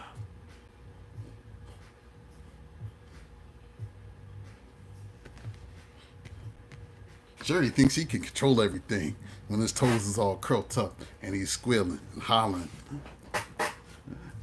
Let me make sure. Ah.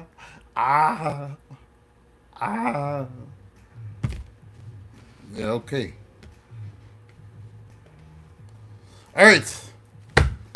Let's talk about manifestation.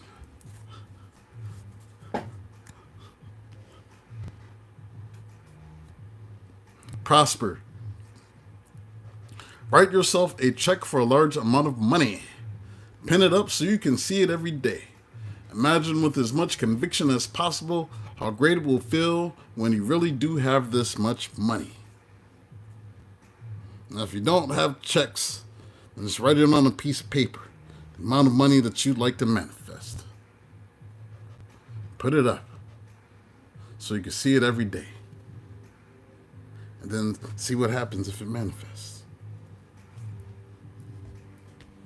The pen is magical.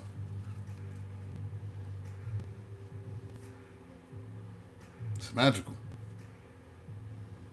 Matter of fact,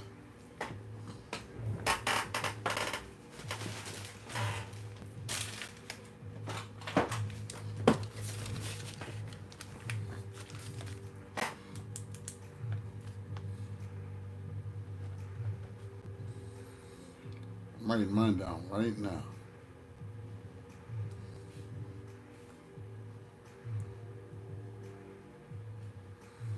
Because I ain't greedy.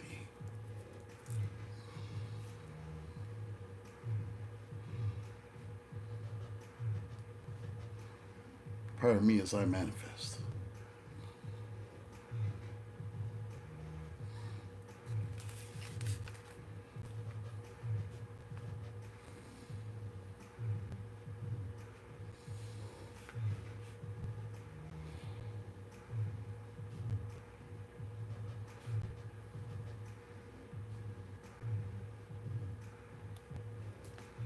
No, you're just seeing it in reverse. I'm writing with my right hand. However, I am ambidextrous. In case you didn't know that. I am ambidextrous. Writing a love letter to the money. Hayden Tisha. Satisfaction. It was manifesting. It was doing what the cards say.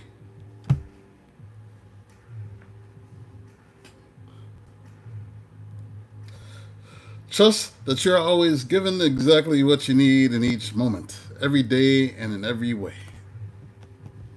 Satisfaction. Heal. If you want to cure an ailment or a disease, avoid thinking or talking about it. Keep saying, I am in perfect health now. Thank you for my perfect body. Know that you are being healed right now. Speaking healing. Yes, ambidextrous.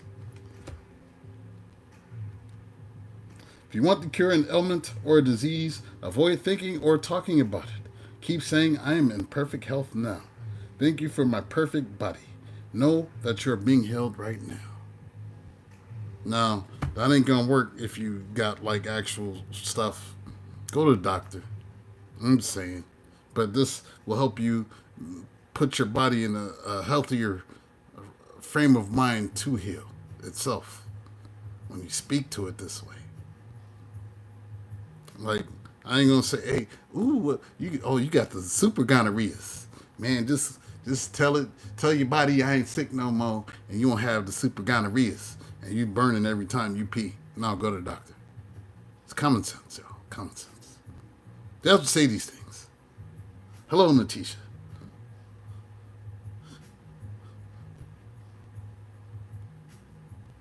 Bet you were, Inner Beauty. I bet you were. Cheeky McBuns. There, I just sang to you. That worked. So wisely. Whatever you send out to others will be returned to you. This is an immutable law of the universe. If you send out anger, you'll be given more reasons to feel angry. If you send out generosity and love, these are what you'll receive in abundance. Whatever you sow, you will reap. I'm trying to sow good into the world.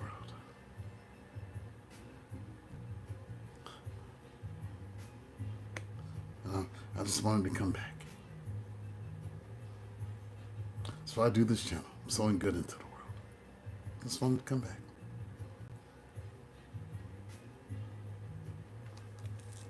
Mm-hmm.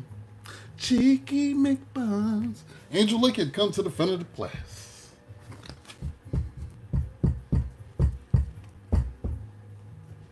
My Samoan sis. Samoa.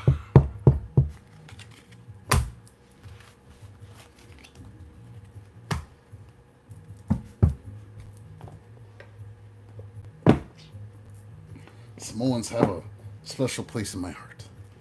Not just because I watch wrestling. I mean, that's one of the reasons, but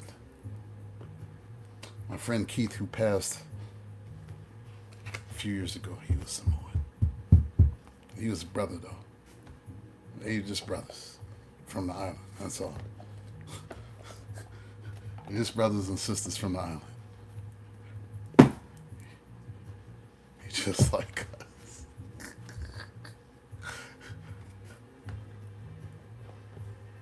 His birthday was the day after mine. He's 2 years younger than me.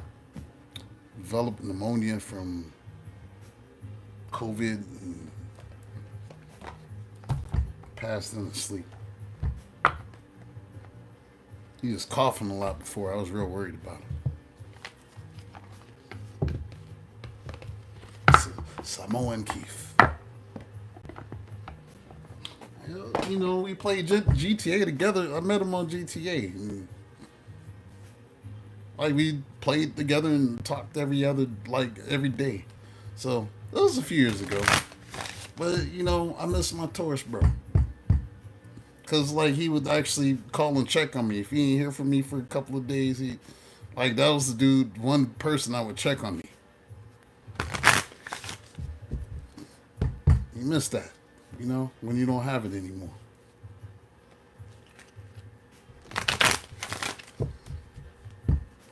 And just talking your shit while you play the game and talking about life. You know, you missed that. He was like my evil twin. He was from Baltimore. He was like me, but grimier. He was like a grimier version of me. Like if I had grown up with more crime. It was like nature versus nurture.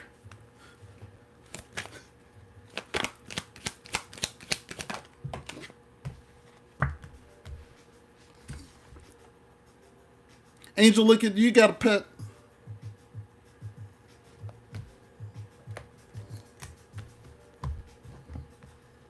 Cat, dog, what you got? Please don't say kangaroo.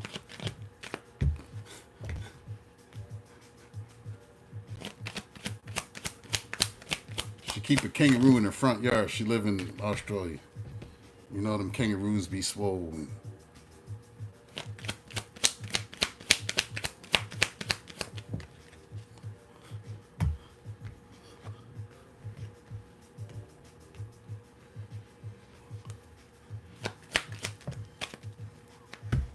Dango ate your baby.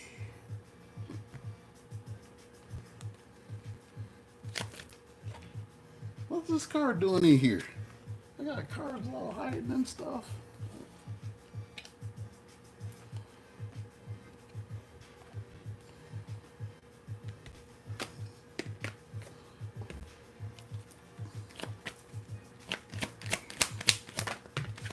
kind of pet you got, Angel? Lick it.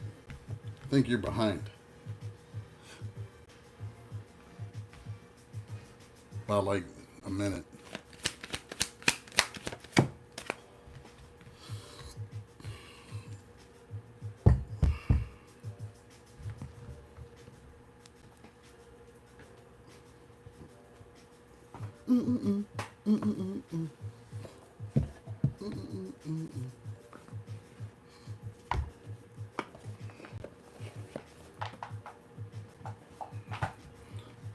Australia scares me because everything can kill you out there.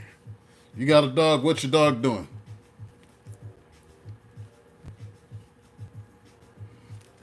Is your dog okay?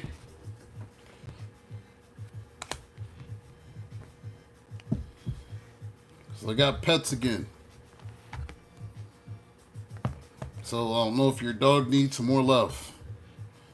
But you may need to give your pet some love.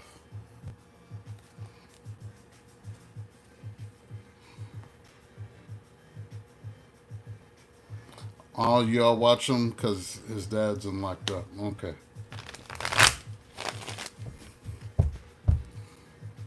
You seem like he needs a little extra love. I don't know why I have to rep for the animals all the time, but I do. I gotta rep for the animals.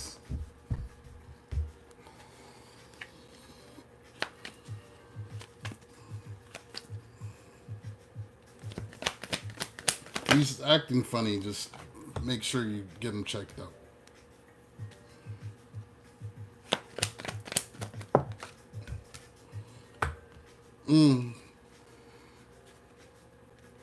Oh, Bully XL.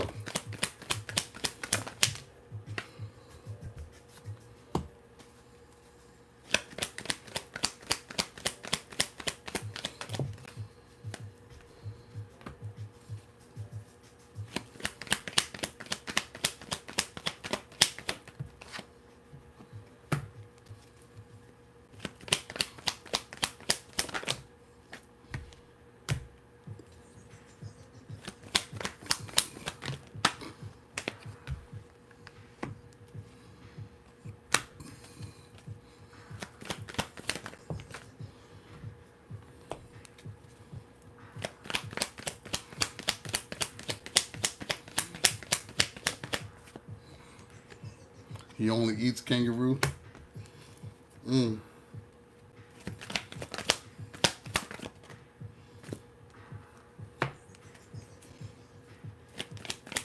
Were you dealing with a water sign? Cancer, Pisces, Scorpio? I wouldn't be surprised.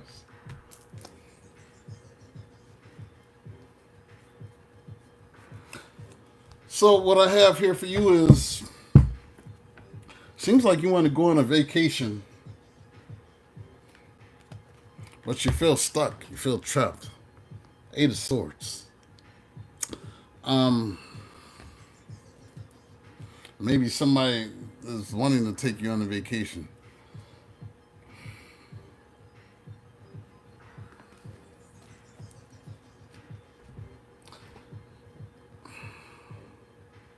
I've opened your heart. It will help you to attract more love. It seems like you're more in the blocking business right now with the Two of Swords.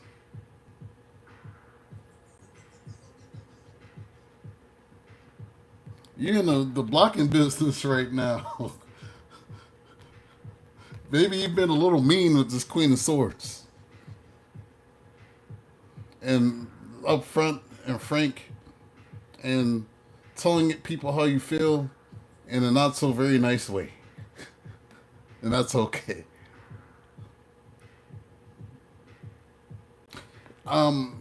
If you've been divorced or went through a breakup, I got divorce here. And this is you healing from this with this star card. So, yep, blocked everybody in 2D mindset. This is like healing from this breakup and being okay with yourself with this Nine of Pentacles.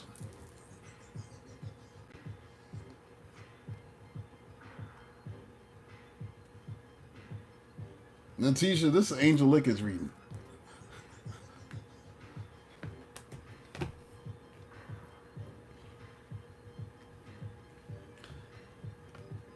And you said, you know what? I am okay being single. I am okay being with myself. I trust my intuition.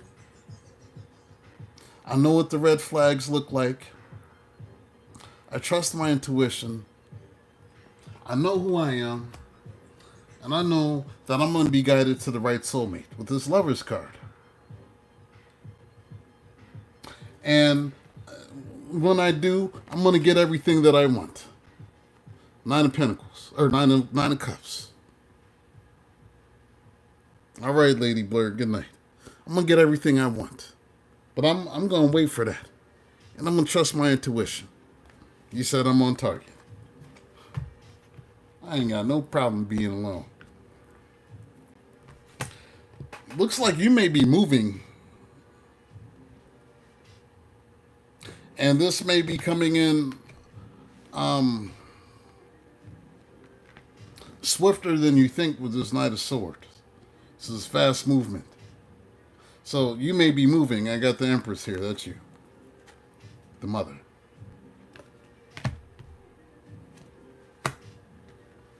There may be an earth sign that's around you, another Taurus, Virgo, or Capricorn, or this could be you. Somebody wants to talk with this Ace of Swords. They want to talk about this ending with this Death card. So somebody wants to talk about an ending. This might be this water sign, the Cancer, Scorpio, or Pisces, that wants to talk about an ending. Because somebody feels like something wasn't done the right way with the Seven of Swords. So either somebody was ghosting, sneaky, a thief, something of that nature. But somebody wants to talk about this water sign. And they want to talk about how to move things forward with this Eight of Wands. So you're probably going to get a conversation from this water sign. Let me get your predictions.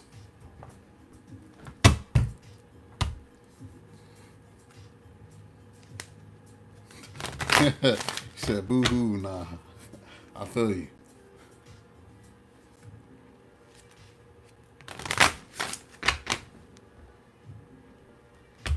Anybody else need a reading? Let me know now.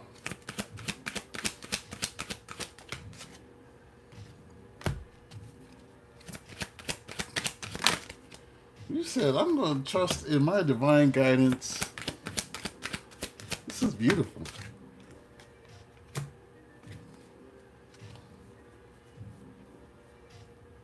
I'm going to come back to that. I'm going to come back to that.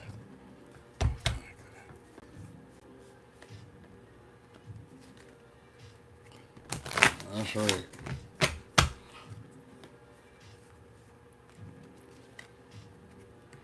How many children do you have?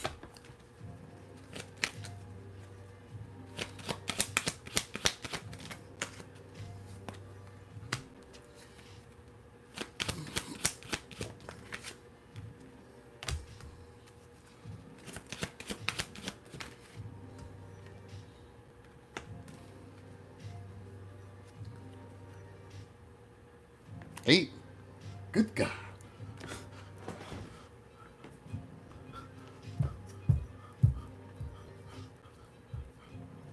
Nobody ever pulled out over there. 8 kids.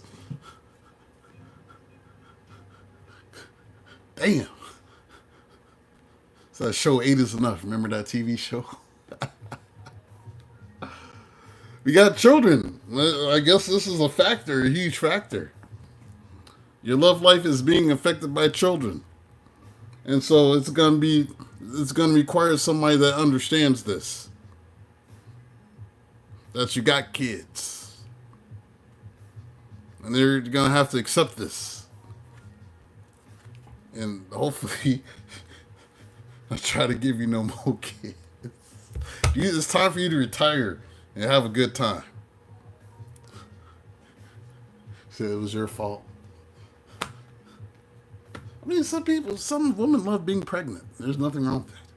You know, the feeling of carrying life inside of you. That and the act just means you know what you're doing.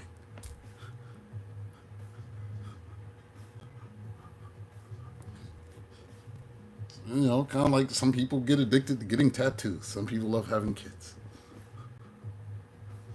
I don't know how that correlates, but stay optimistic about your love life. Positive thinking and faith will bring you romance. So remain positive. The breakup is not the end of the world. Divorce is never the end of the world. Doesn't mean that you won't find it again. Just got to be smarter about it. And I know that you're trusting that your intuition is going to bring you true love, and that's going to come in for you. Somebody that's going to be able to love you despite what your circumstances are, and that's what you've been calling in.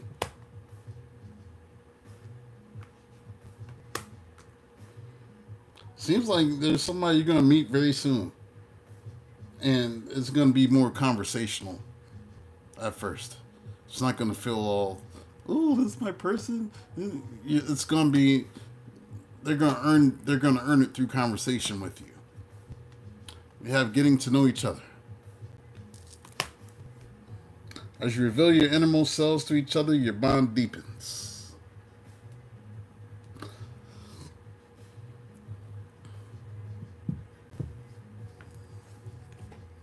Yeah, be yourself. The situation calls for you to be your authentic self, which is the basis of your personal power.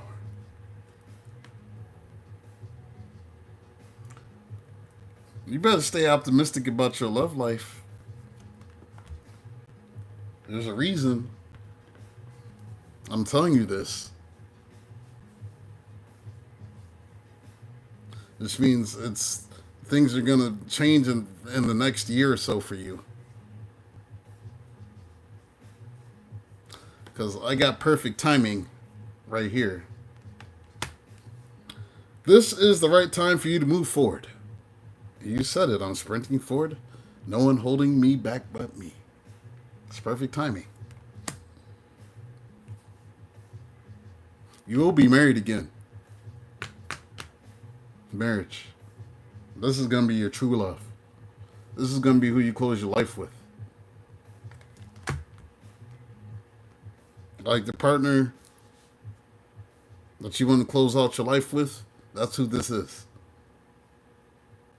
They're in your energy field. They're not here yet. They're close.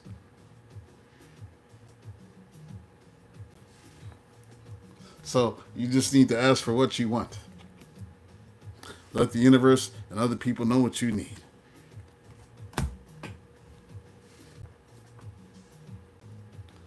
Said it's 111 your time. See? Does anybody else need a reading for I'm done? I'm going to give you a little extra because ain't nobody speaking up. 11:11 your time. It's 10:11 my time. I'm going to give you these abundance cards. We're going to see what the abundance cards say to you.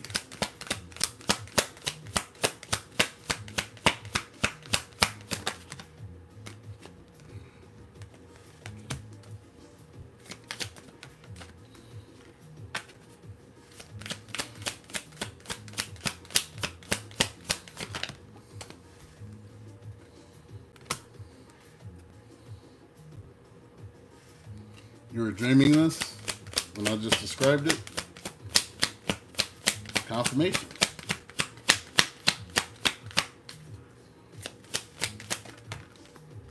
Confirmation.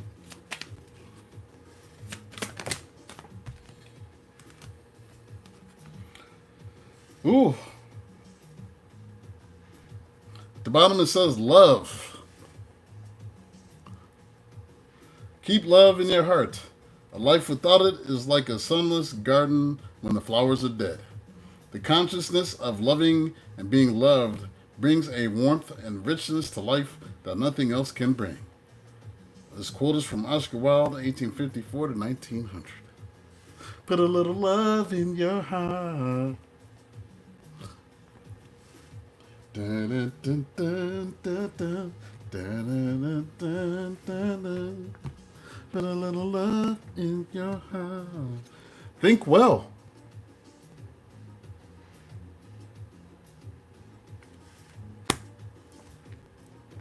The quality of your life is determined by the quality of your thoughts.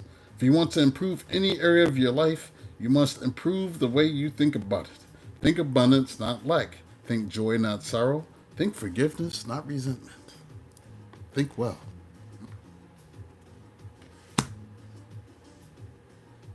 We have peace.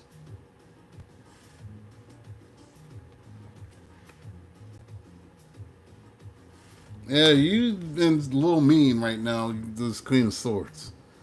You don't have to come out of that because somebody's going to try to come in and love you.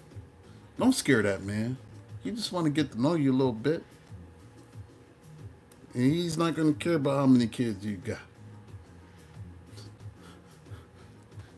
He's probably going to try, hey, let's have a couple more and get married and stuff. You're going to be like this, what? Who sent you? And you're going to be rapid blinking. Who sent you? I'm just trying to bring you a little peace in your life, baby. That's what they're going to say. You want some peace. The key to happiness is to understand that what you feel inside is not determined by what is happening outside. Choose an inner life that is joyous, peaceful, and contented, even when you are in difficult circumstances.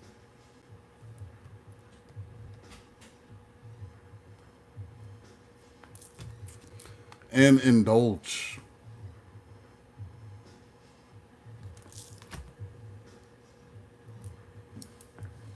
Buy yourself a treat each week, even if it's very modest. Enjoy it as though it were the greatest gift you have ever received. The universe will then provide many more gifts for you to enjoy. It's time to indulge yourself a little bit. You're doing everything for the kids and the pets and the nephews and everybody else in that large family of yours. I think you like kind of stopped, huh? You stopped overextending yourself. Stopped emptying yourself. That's good. The next step is pouring into yourself a little bit more. I'm saying, you know what, I'm going to be a little selfish. Because you deserve it. You deserve to be a little selfish. I know you're the mother, the big mama in the house, the empress. The empress deserves to be a little bit selfish sometimes.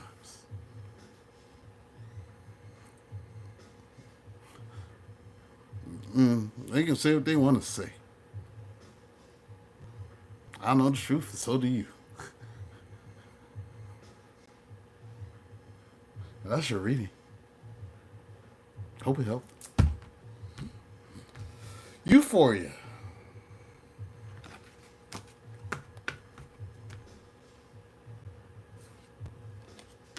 Said I was right.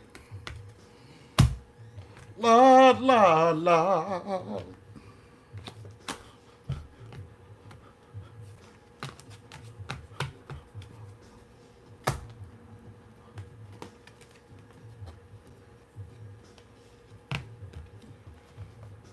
I appreciate you too.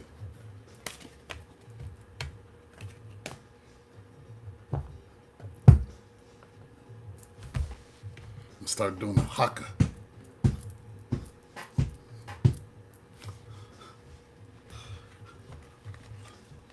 Love the haka. It's like listening to a DMX song. I hear the haka, I feel like I can just destroy the whole world.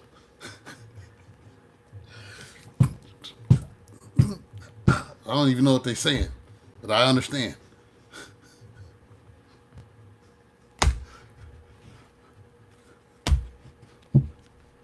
I don't know what they're saying, but I understand.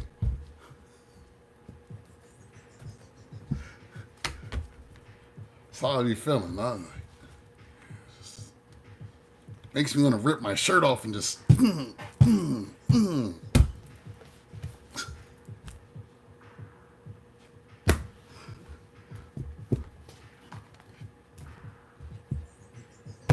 That's right, Jerry.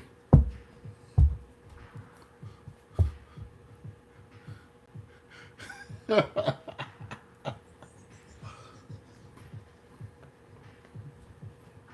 don't know what it is, but it speaks to my spirit. It does. First time I seen it, I was like, oh God. I don't know what they're saying, but I feel like my soul is on fire. Ah!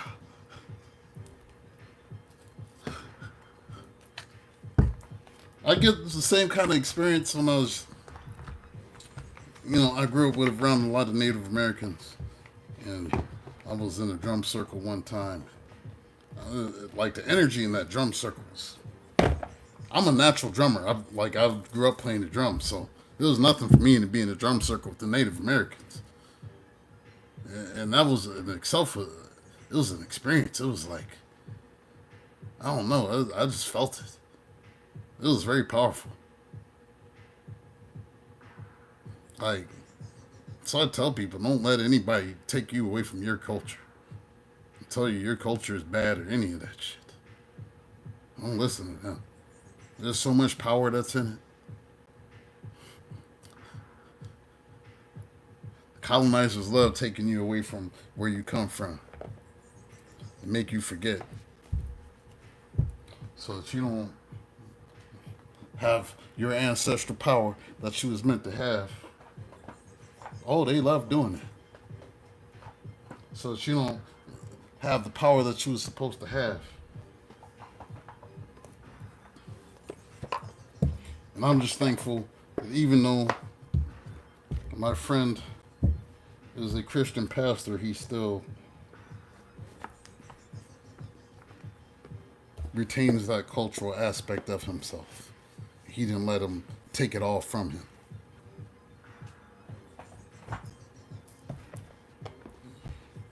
Maybe he's seeing things different these days. I don't know. It's funny because I watched how he grew up. We grew up together. He was always in and out of juvenile detention center. So I'd only see him like half the school year. This is through high school. I only see him half the school year. And he's like spending a bunch of time in jail. Now he's a pastor. So I'm glad he changed his life for the better. But it was nice being able to drum with him and the peoples. Because I do got some Choctaw. So I was like, I'm one of y'all too.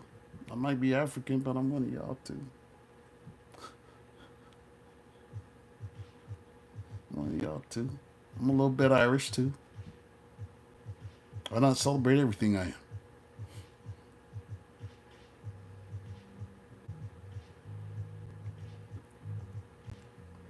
All right, anybody else need a reading? Before I go, going once, going twice, going, gone. All right, y'all. Thank you for So you reckon you're Irish? Yeah, I got Irish ancestry. I do. Great grandfather was Irish. I have his face.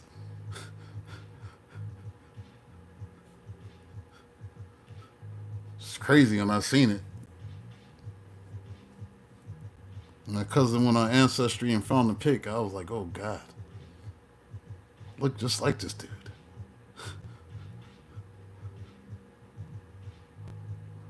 Oh, shit. I have like one of the most popular Irish last names in Ireland.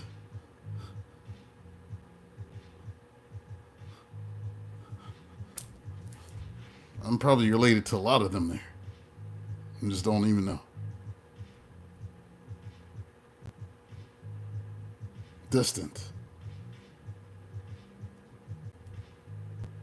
Yeah, Nigerian,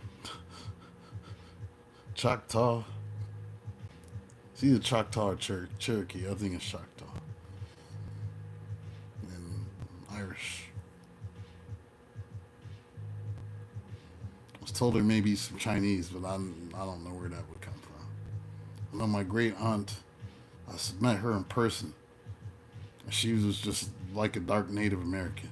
That's what she looked like. My grandfather's sister. She's a little darker than me, but she had her hair down to here, and it was always in them Native American braids. My grandfather was real light.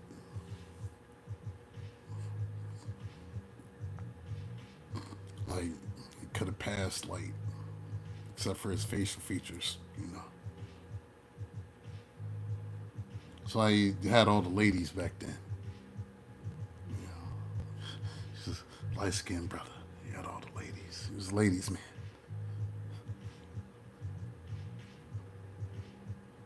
I'm still trying to figure out like what happened between him and my grandmother. I always wonder about that. Like what happened? What's the real story?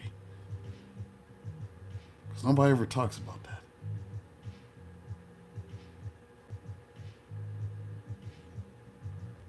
Two.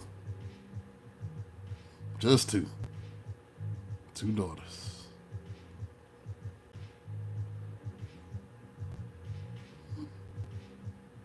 They pretty much grown. I'm trying to have no more kids.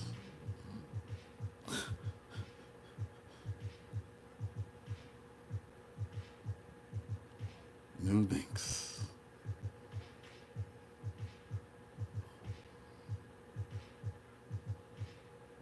Although, like them as they when they were little, oh, I miss that. I miss them being little.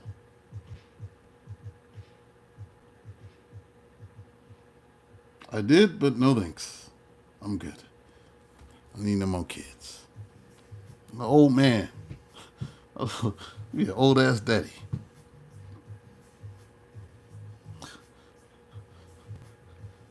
No, I want to clap cheeks with impunity for the rest of my life.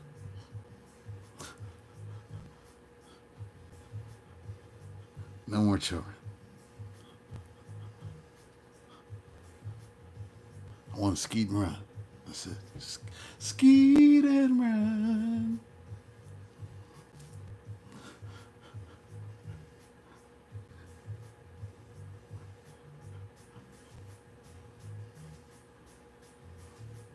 You can have me one in the next life. You know, I did always want a son, but like, if it, like, I'm not doing that shit. My brother tried that. He had two daughters. He tried for the son, had another daughter. I blame my mother for this. Because my mother wanted a girl, and she had three boys. So all her grandchildren were girls. She got her girls with the next generation.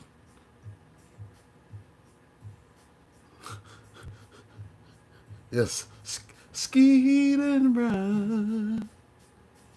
Skeet and run.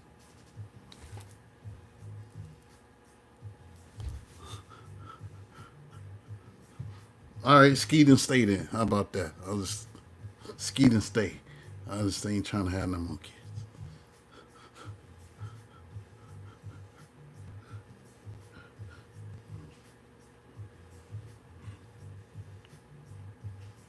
You don't judge me. Somebody has to continue the family name? Hell no.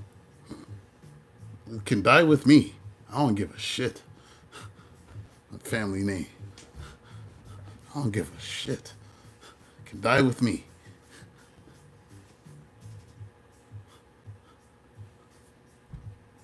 I don't care. I'm not trying to come back to Earth. It can all end with me.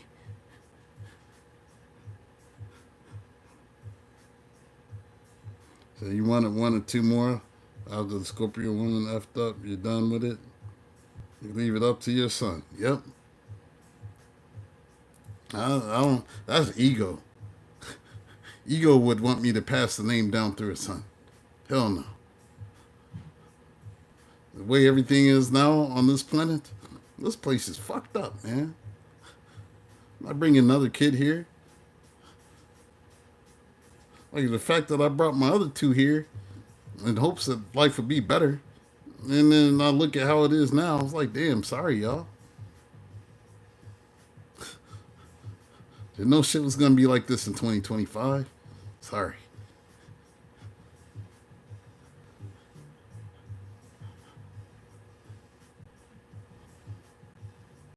Have another kid and be like, hey, shit is going to be better in, what's 20 years from now? 2045. And I'll be 70 damn years old. Smog in the air. Hermaphroditic mutants walking around. Shit looking like Thundar the Barbarian. Hell no. Thundar the Barbarian. It's the Ariel and Ukla the Mock.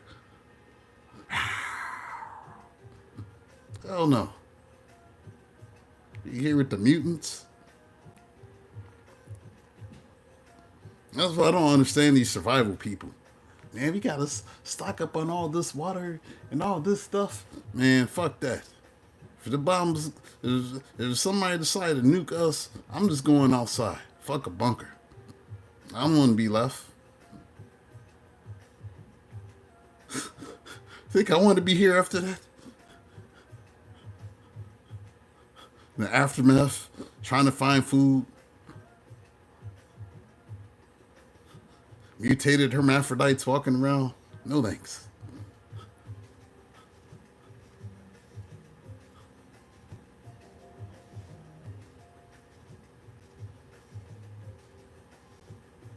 Hell no.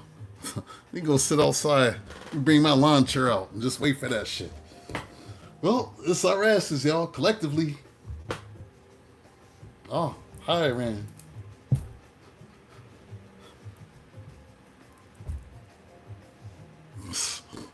You go to the bunker and hide.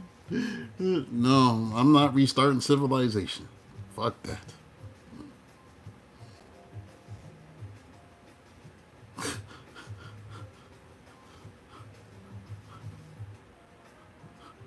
Hell no. Living like it's the last of us. Roving bandits from town to town, cannibals and shit.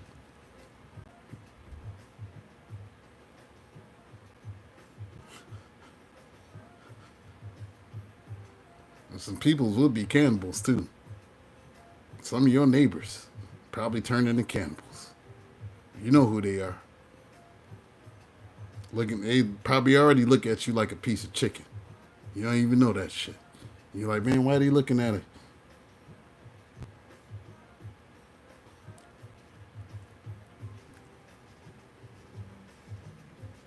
You got cannibal neighbors.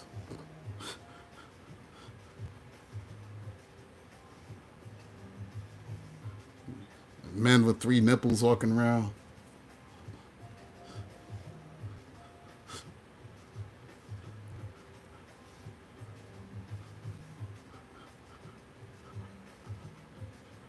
What happened? Nuclear bomb gave us all 3 nipples.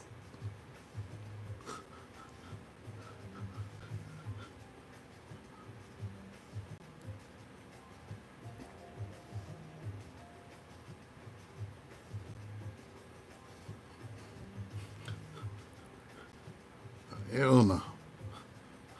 Going outside. Do not want to be here after a nuclear bomb. The hills have eyes. Yeah, that shit crazy. As you know, it's only gonna be the mutant cannibals that's left.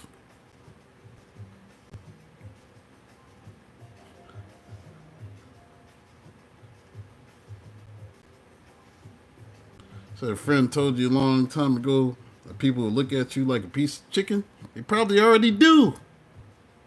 Cheeky McBuns. You're looking at all that ass.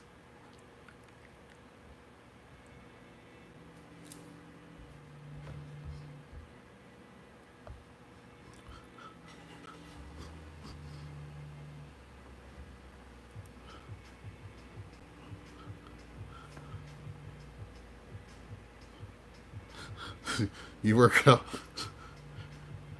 And I ain't trying to be here after the nuclear holocaust. I'm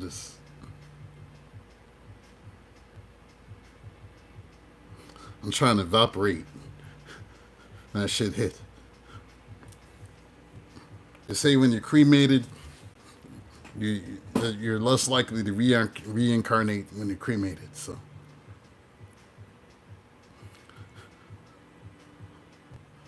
when everything gone, bones, everything. Just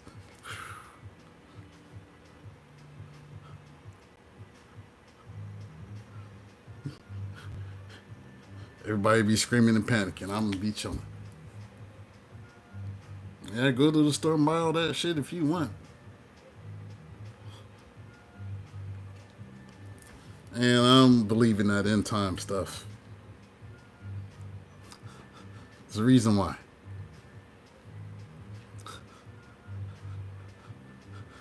The earth is going to get reset anyway. The earth is going to get reset. It's just a matter of how can we slow it down? That's it. But at some point, it's going to reset. This is like the fourth iteration of society. The previous versions have been more technological advanced than we are now, thousands of years ago. It's just the way the earth is reset, everything is buried inside of the planet. And stuff gets turned into, no, it's not happening. They're trying to make it happen.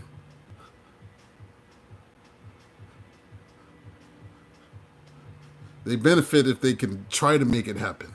But is it happening? No. Anything that a prophet prophesies is typically meant to happen during their lifetime. It's not meant to happen thousands of years in the future. If a prophet prophesied it, it was meant to happen in their time. Not thousands of years later. It's just people take those prophecies and manipulate them, and then they try to make it happen. And then they use media and propaganda, movies to keep people in fear. You know how long they've been telling us it's the end times? I've been hearing that my whole life. Oh, Lord, we's in the end times. They used to tell me that when I was a kid. And I used to be so neurotic as a kid because they would tell us it was the end times. Oh, Lord, AIDS is the plague, and the four horsemen, and everybody in the mark of the beast, and computer chips, and this, and they was all trying to scare. It's all a tactic of fear. That's all it is. And keep us scared. Because when you're scared, you're being the pews, giving them all of your money.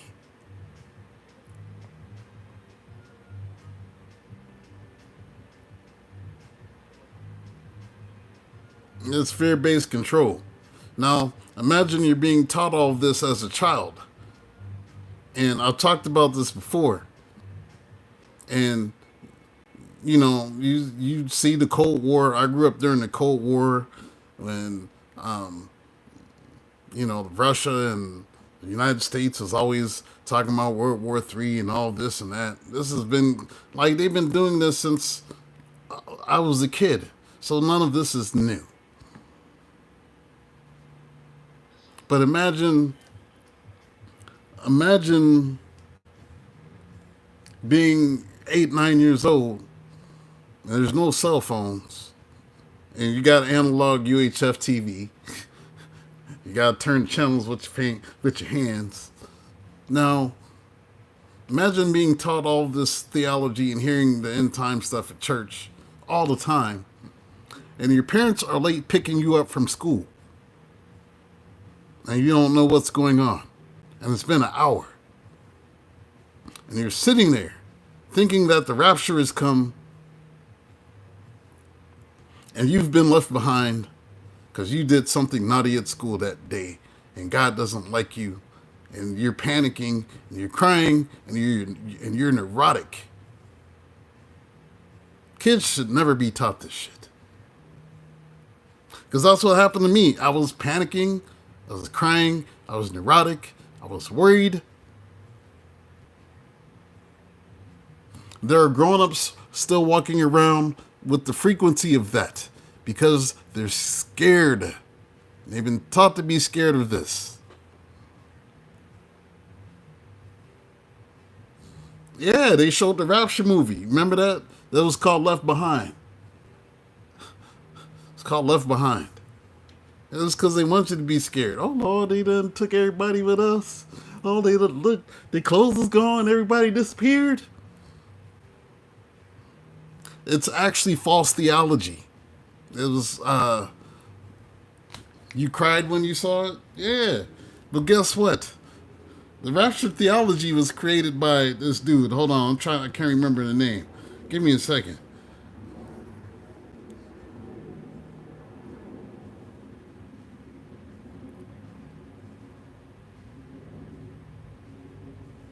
Yeah, it was created by this white dude in the 19th century named John Nelson Darby, a key figure in the Plymouth Brethren movement. He had this special. He created this teaching about this, and then people ran with it, and they came up with this term called dispensationalism, a theological system that divides history into distinct periods, dispensations, with varying ways God interacts with humanity. I believe that the current church age is a parenthesis before the tribulation, followed by Christ's millennial reign. Basically, some dude came up with it.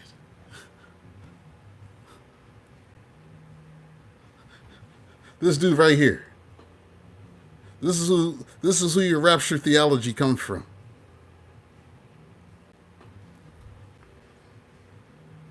Hey, Adrian.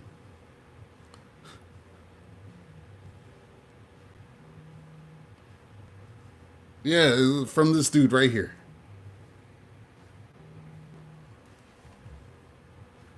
I don't know. I'm not. None of it is biblical.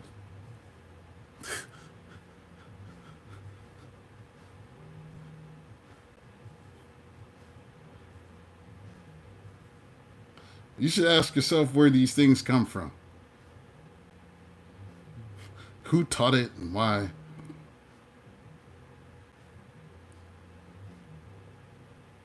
But none of this is explicitly taken. It's yeah, he looks like a werewolf. He probably was. Oh, a lot of these things were taught to scare us, and then people believe it and they try to create it. But it's a false doctrine. Just look at whatever Jesus said. Jesus never talked about it.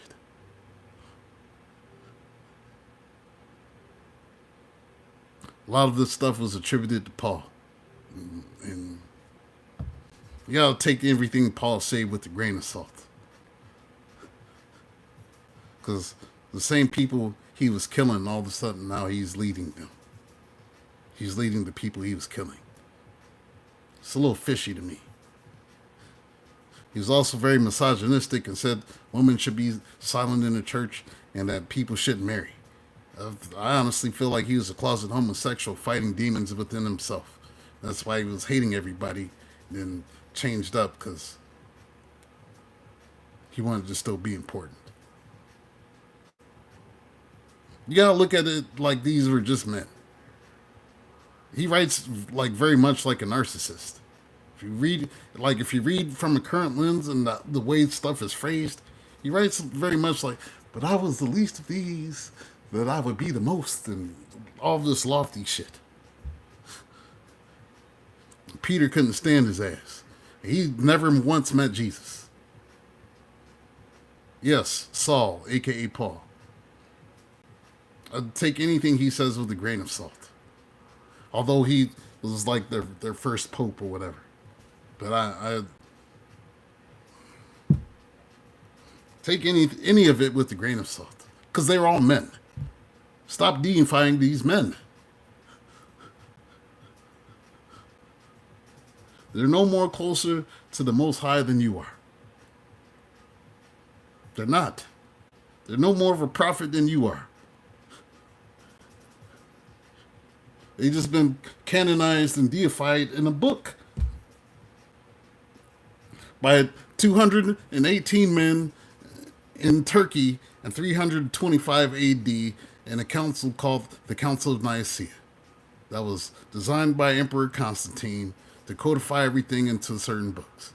They decided what was going to be left out and what wasn't. What is deemed as perfect and infallible is a book created by over 66 authors over a couple thousand years of time. No one is infallible. They knew less than we know now about life. So you have to take everything with a grain of salt. That they were doing the best that they could with the knowledge that they have. Are they any more capable than us of gaining the knowledge? No. Then you also have to look at what was left out. And this was by the Gnostics. And the Gnostics have quite a different point of view of how things were. The Gnostics, the Mystics, and the Essenes. If you're interested in like historical stuff like me.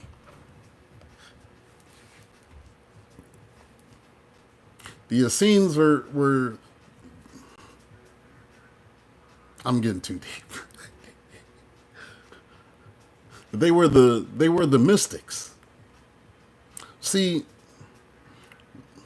it's funny that the people that killed Yeshua stole the movement and perverted the message. That's what they did. How is it the same people that killed him are the same ones that...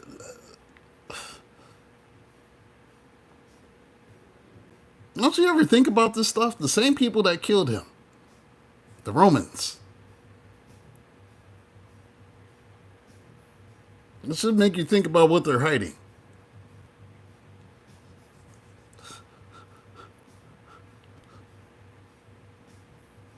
He was not killed for the sins of the world. He was killed because if you look at Matthew 25, he was telling people to leave the church. He was messing up the money. That's why they killed him. Because he was messing up the money. He was never preaching in the temple. He was always in the streets, telling them to leave everything behind and follow him. He was messing up the money. When you mess with the money, people come for you. And it wasn't just messing with the money. He was teaching esoteric hidden knowledge. They didn't want people to know this stuff. They didn't want people to know the kingdom of heaven is within you.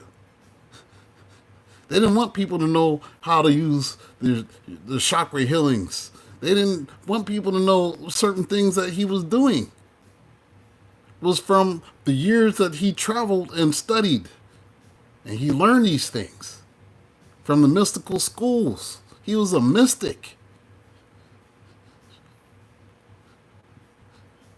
When you're displaying that kind of power around people who don't have it, typically they want to take you out.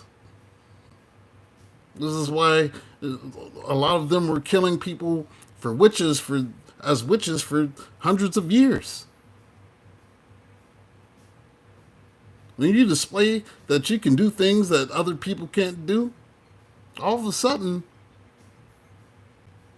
you're dangerous. And then they seem all right with taking you out when all you're trying to do is help people.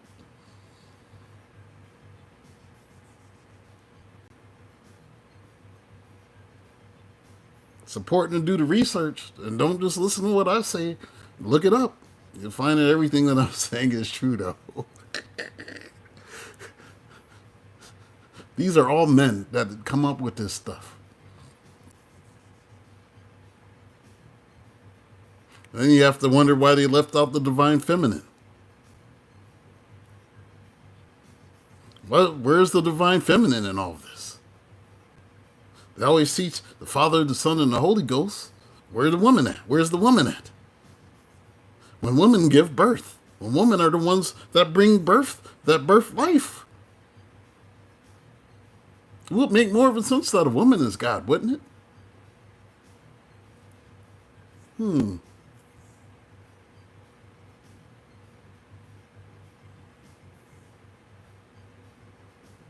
Oh no, I'm not talking about Mary. And even Mary is a troubling story. Like, it makes God look like a pedophile. The Most High really needs to impregnate a preteen. Make it make sense.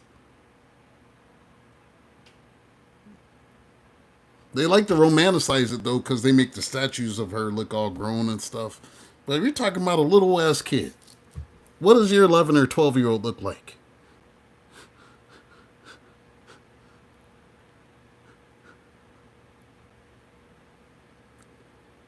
That was Joseph, baby.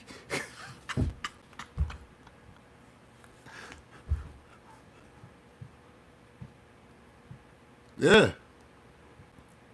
That was Joseph. That was Joseph's. He was Joseph's son. They took old stories from before that and they changed it during the Council of Nicaea. Because there are other stories that predate this. Yeah, it happens in those countries. But it's crazy. Do you think that the Most High is really like that? He needs a 11 or 12-year-old.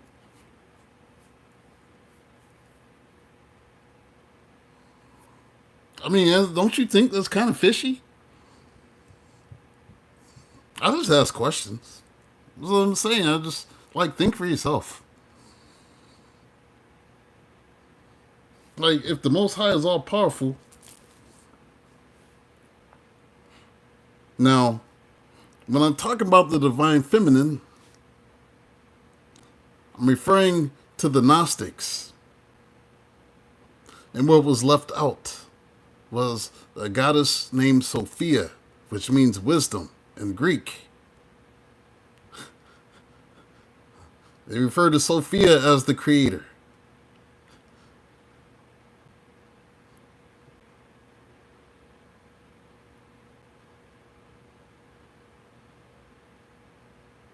And you know what was the earliest clue for me to some of this was comic books. Jack Kirby, who wrote the Eternals, he created the Eternals, and then he created the New Gods. He created the New Gods in the comic books. And if you read them, it reads a lot like the Gnostic text. I started asking the AI, was Jack Kirby a Gnostic, the comic book creator? Because the stories that he was putting in about the Celestials with the Eternals and like the different gods living next to each other and stuff, I was like, this sounds like what they're writing about in the Gnostics, and he just put it in comic book form. But if women give life and give birth, wouldn't the divine feminine, you have to have both.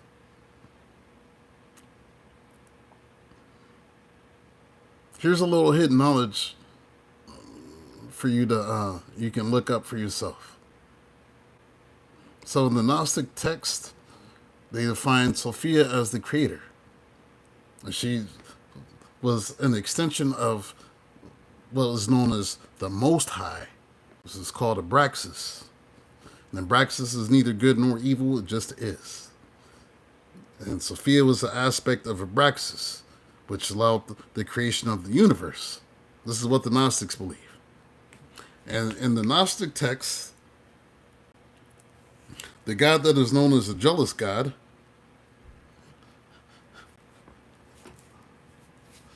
was the demiurge, which is a mistake created by Sophia. So he's actually a lower level. So according to the Gnostics, a lot of these deities are lower level deities. This is the one I'm referring to as Yahweh. This is a lower level deity. You should never use Yahweh. Yahweh was a storm god, a Canaanite war god. This is why they're still fighting over there today in Israel, in the Middle East. It's because of Yahweh.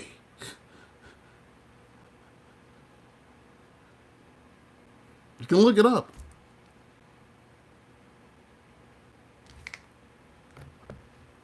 Matter of fact, you said your middle son told you he was a demigod years ago. He's right.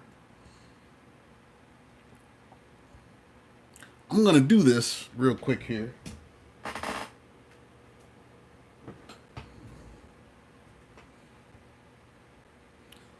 I'm going to ask the AI a question, and I'm going to let you guys listen to it.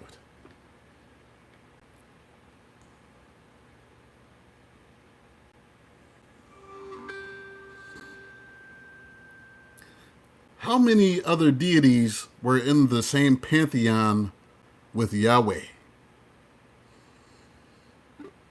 That's a really interesting question.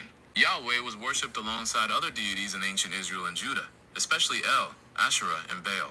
The Hebrew Bible even mentions some of these other gods. Did you want to hear more about the specific roles of these deities? Yes. Okay, let's start with El. He was the chief god of the Canaanite pantheon and was associated with wisdom and authority. Asherah was his consort, a mother goddess associated with fertility. And Baal was the storm god, known for his power and control over the weather. Did you want to know more about how these deities were worshipped? What was the difference between Baal and Yahweh? Baal was associated with storms, rain, and fertility, while Yahweh was more focused on being a warrior god who led the Israelites in battles and delivered them from slavery in Egypt. Yahweh was also seen as a god of law and covenant, setting down rules for his people to follow. Why was he jealous? Well, Baal and Yahweh were often seen as rivals, with each god vying for the loyalty of the people. Yahweh was considered a jealous god who demanded exclusive worship, while Baal was worshipped by many other groups in the region. This rivalry is a major theme in the Hebrew Bible. Why did they turn monotheistic from having a pantheon? That's a great question. The shift from polytheism to monotheism in ancient Israel was a gradual process that took place over many centuries.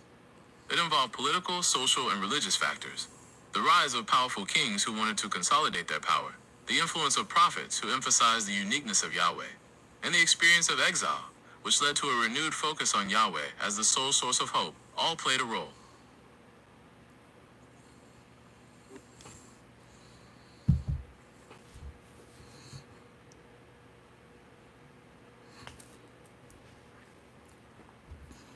Hey, Steph.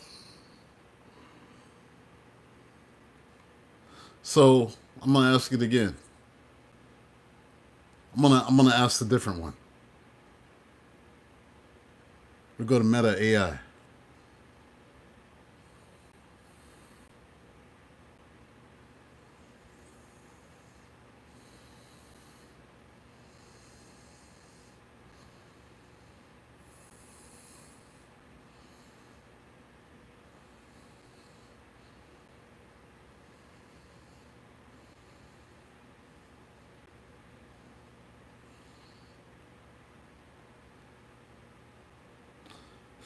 Can you tell me who were the deities that were in the pantheon with Yahweh and what were their attributes?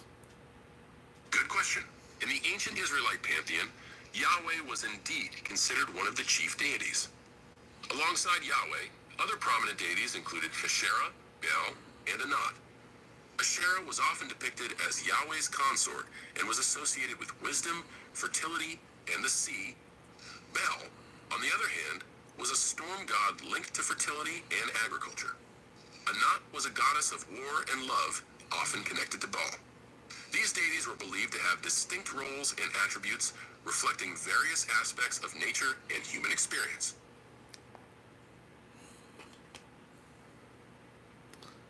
Why was Yahweh jealous of the other deities?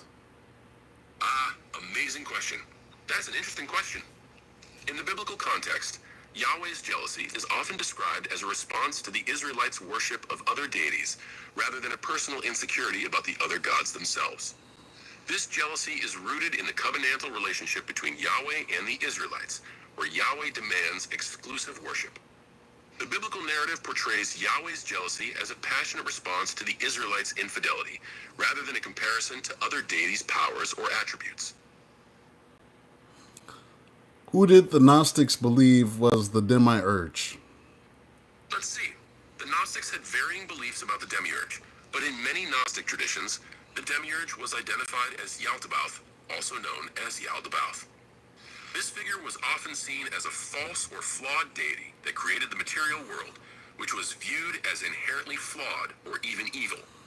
Yaldabaoth was sometimes associated with the God of the Old Testament, Yahweh, and was seen as an arrogant and ignorant deity who claimed to be the sole God.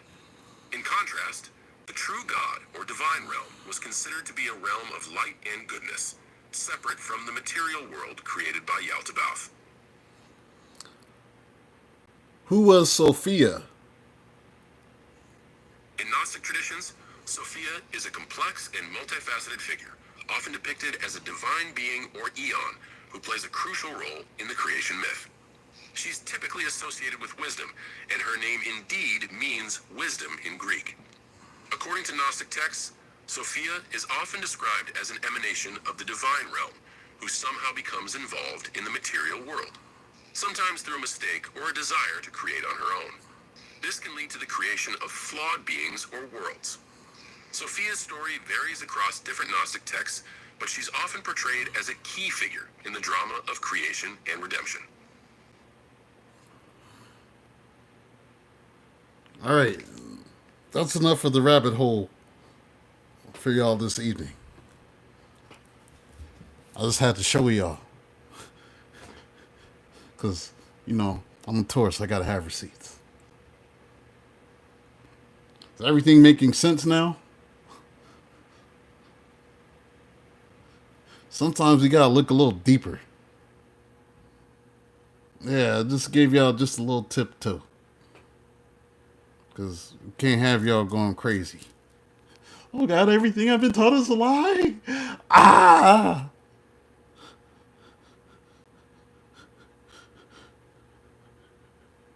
Next thing y'all running in circles and pulling your hair out. Don't do that. Just trying to help you understand everything has been written by man. So you have to decide for yourself what is true. Talk to the Most High for yourself. Figure out what is true for you. Yeah, it's a lot, isn't it?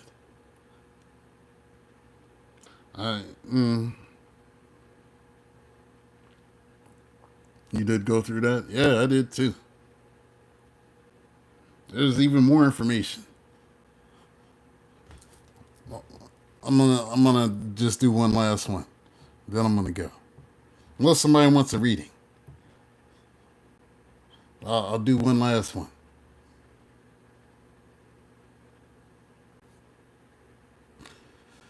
Who was Abraxas?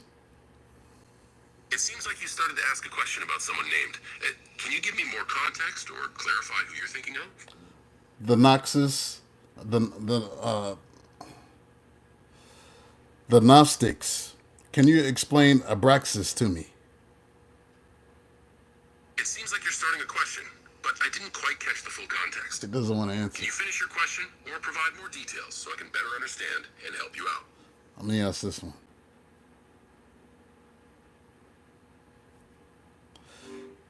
Can you tell me who Abraxas was?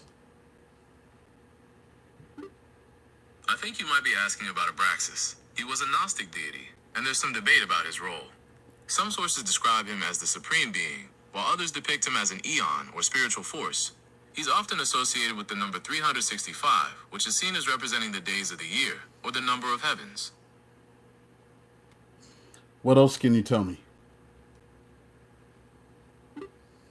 Well, Abraxas is a pretty mysterious figure. He's often depicted with a human body, a rooster's head, and snake legs, and he carries a shield and whip. Some scholars think he represents the 365 emanations of God, while others believe he's a more complex symbol of the struggle between good and evil. Why was the name hidden? The idea of God's name being hidden, or ineffable, is common in Jewish tradition.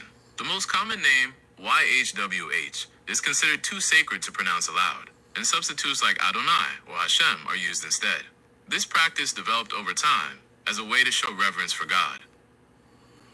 Were those actually other deities from the Canaanite pantheon? Yes, the Hebrew Bible mentions several Canaanite deities, including Baal, Asherah, and Astarte. These gods were worshipped by the Canaanites, who lived in the land of Canaan before the Israelites arrived. The Bible often portrays these deities as rivals to Yahweh, the God of Israel. So Yahweh was with them before they became monotheistic? Yes, Yahweh was worshipped alongside other gods in ancient Israel and Judah before the shift to monotheism. The Hebrew Bible even mentions some of these other deities, like El, Asherah, and Baal. Is that who he was talking to when he said, "Let us make men in our own image"? That's a really interesting question. The phrase, "let us make man in our image," has been interpreted in many ways. Some scholars believe it refers to God speaking to his heavenly court, which could include other divine beings. Others suggest it's a way for God to refer to himself in the plural, emphasizing his majesty and power. Would it be more consistent with referring to a pantheon? Yes, that would be more consistent with a pantheon, as it suggests multiple divine beings involved in the creation of humanity. It's a fascinating glimpse into the complex religious beliefs of the time. I'll just sit that right there. I'll just sit that right there. Y'all okay out there? Hey, Nivea. I know you got a little deep tonight. Y'all all right? Y'all all right out there?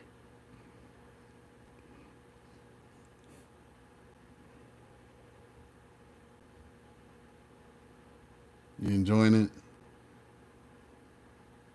it?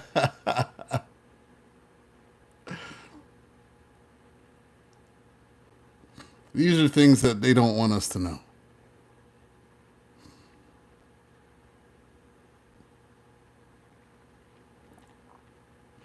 So when you see people using the name Yahweh, they're talking about a Canaanite war deity.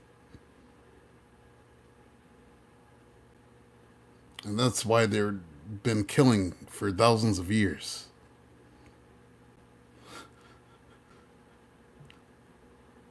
I mean, if you pray to a war deity, what are you going to get? War. What is a pantheon? A pantheon is a group. It's like a group of deities. So like, you look at Greek mythology, they have a Greek pantheon, such as Zeus, Hera, Athena, Ares, Mercury. The list goes on. You have the Norse pantheon, which includes Odin, Freya, Thor, Loki, Balder. The list goes on. You have the African Yoruba pantheon, Olodumare, and you have Oya and Oshun, Obatala. There's a bunch of other ones I just can't think right now. Every culture has their own pantheons. What happens is Yahweh was actually a part of a pantheon, and then they decided, nope, we're only gonna worship Yahweh, and we're gonna get rid of everybody else. Anybody that worships these other gods, they have to die. And it's in the book. Here, let me ask.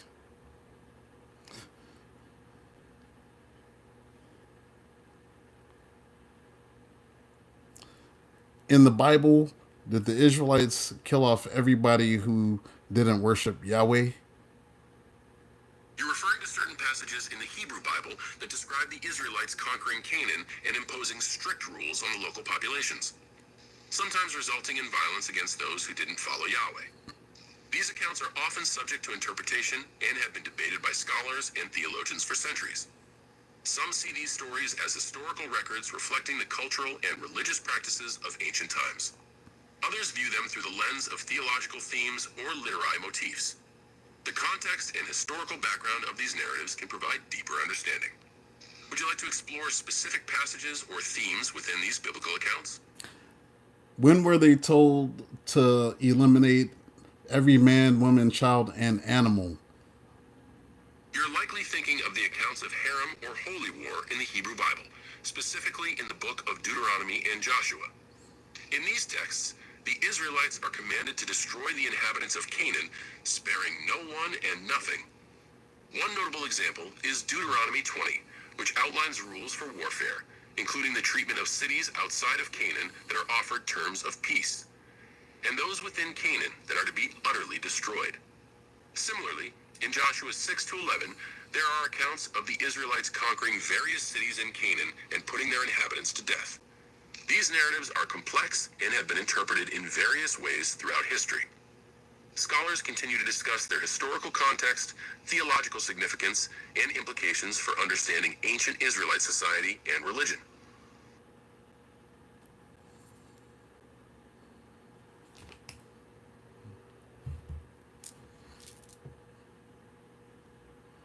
I'm just leaving y'all some crumbs. You can decide how far you want to take it. But always ask questions. Don't just believe everything. Ask questions. Because I can guarantee you, a lot of your own pastors don't know this stuff. They're just blindly telling you what they've been told. And they,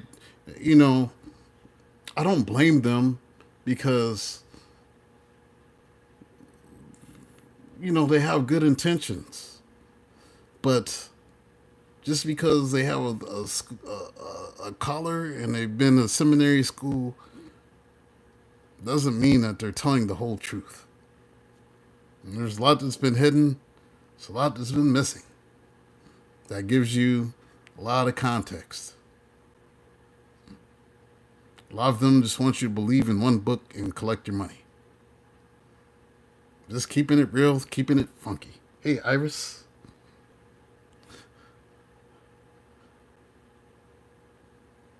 Yes.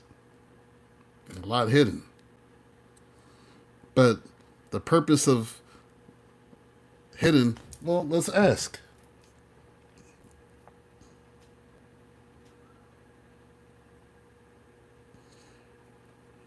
Why did the Gnostics feel like they had to hide their knowledge? The Gnostics felt like they had to hide their knowledge because they believed it was spiritual truth that only a select few could understand or appreciate. They saw the material world as flawed, created by a lesser deity, and believed that salvation came from gaining secret knowledge of the true divine reality. This esoteric knowledge was thought to be too complex or radical for mainstream society, so they kept it hidden within their communities. Additionally, as early Christian groups began to solidify orthodox beliefs, Gnostic teachings were often deemed heretical, further pushing them to secrecy. Was Yeshua a Gnostic? Excellent question.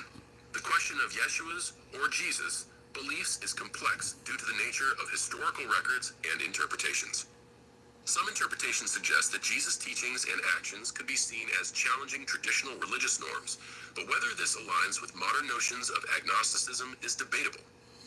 Agnosticism typically involves uncertainty about the existence of a higher power or divine truth, which doesn't directly map onto the spiritual and theological context of Jesus' time. In the Gnostic texts, Jesus is often depicted as imparting secret knowledge, which contrasts with both traditional Christian portrayals and modern agnostic perspectives. What did the Gnostics believe he was teaching? Let me think. The Gnostics believed that Jesus was teaching a path to spiritual enlightenment and liberation through secret knowledge, or gnosis, that would free individuals from the material world. They saw him as a divine being sent to impart this knowledge, which included truths about the nature of the divine, the origin and fate of the soul, and the illusionary nature of the material world. This knowledge was meant for a select few who were spiritually prepared to receive it, and it often involved a reinterpretation of traditional Christian teachings and scriptures. Was their knowledge older than what has been taught? Interesting topic. The Gnostics believed that there was indeed ancient knowledge predating traditional Christian teachings. They drew upon various sources, including Hellenistic philosophy, Jewish mysticism, and Egyptian spirituality, to form their own theological perspectives.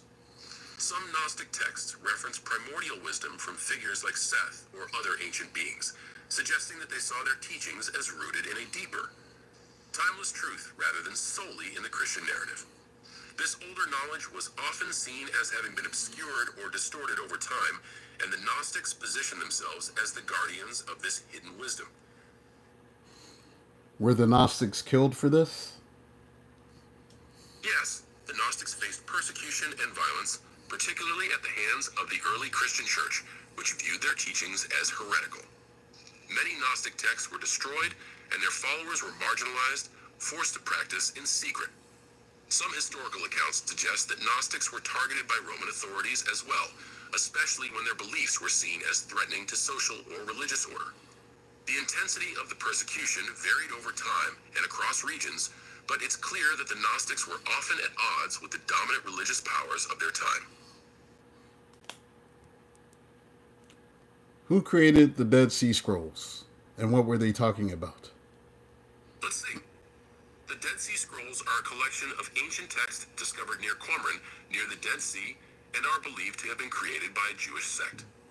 Likely the Essenes, the scrolls contain a wide range of texts, including biblical manuscripts, apocryphal works, and writings specific to the Qumran community. They discuss topics such as interpretations of Jewish law, apocalyptic visions, and the community's understanding of itself as a righteous remnant. The texts provide valuable insights into Jewish thought and practice during the Second Temple period, around 2,000 years ago. Who were the Essenes? Athens refers to a city-state in ancient Greece. No, the Essenes. Essenes. You're referring to the Essenes.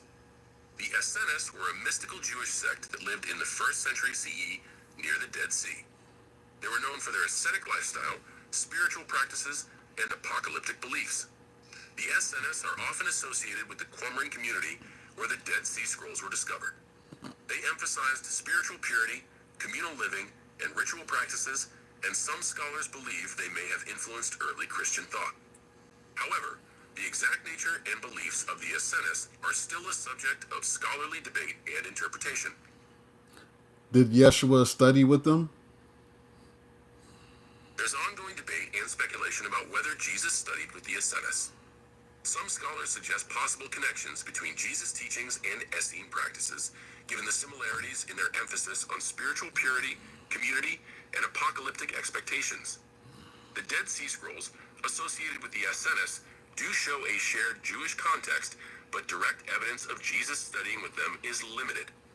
Some theories propose Jesus might have been influenced by Essene ideas during his formative years, but these ideas aren't universally accepted among scholars. Who would be considered the modern-day Essenes? Happy to explain. Determining modern-day ascendants depends on how one defines asceticism. In contemporary contexts,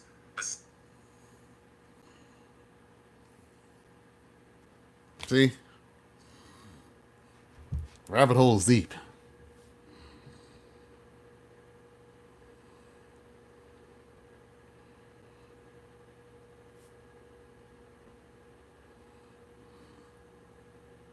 The rabbit hole is very, very deep.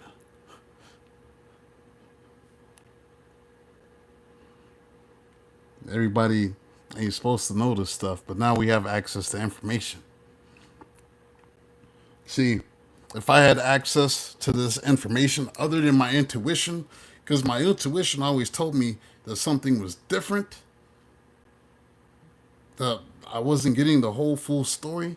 But, if you didn't go to the library, I was always in the library. But, a lot of books you don't have access to. Now we have access to the information. There's just no excuse. You can ask AI, you can do a Google search, you can find all these papers that have been uploaded to the web. It's just people like to be intellectually lazy about their beliefs.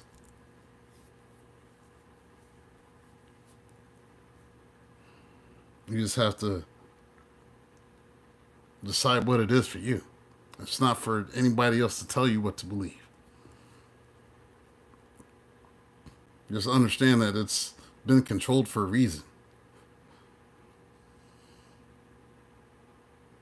Yeah. It's all been about control. That's why, you see the religious trolls and stuff. It's because people get mad when they can't control what you do and what you believe.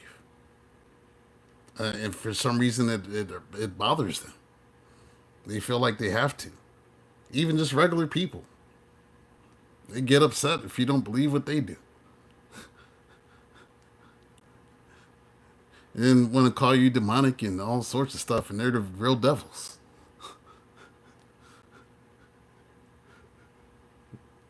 It's crazy to me.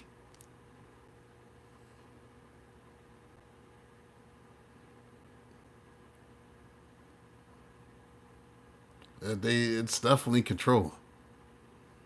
It is. I'm not really into being controlled. I'm the Hierophant. Well, I'm not really into being controlled by these external sources and people. Grew up like that. And just something always felt wrong. There's just always that feeling in your gut that something is wrong.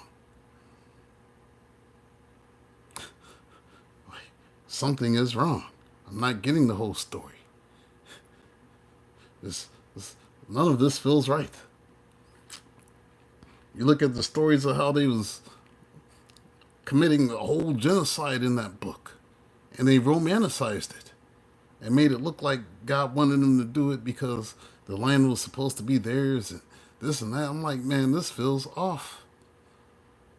And then yet y'all was telling me God be singing songs about how God is love, but we look in the Old Testament and he telling me about how we supposed to murk these people that don't share the same beliefs because they worship another God and this and that. I'm like, that sounds kind of crazy. Like when Saul, the first king of Israel, was told to destroy the men, women, children, and the animals. I'm like, something feels off about that. Like, God is love. Why would he tell them to do all of this stuff? But then they romanticize it. Well, it's because we had to be obedient. And if a deity is telling you to murder things,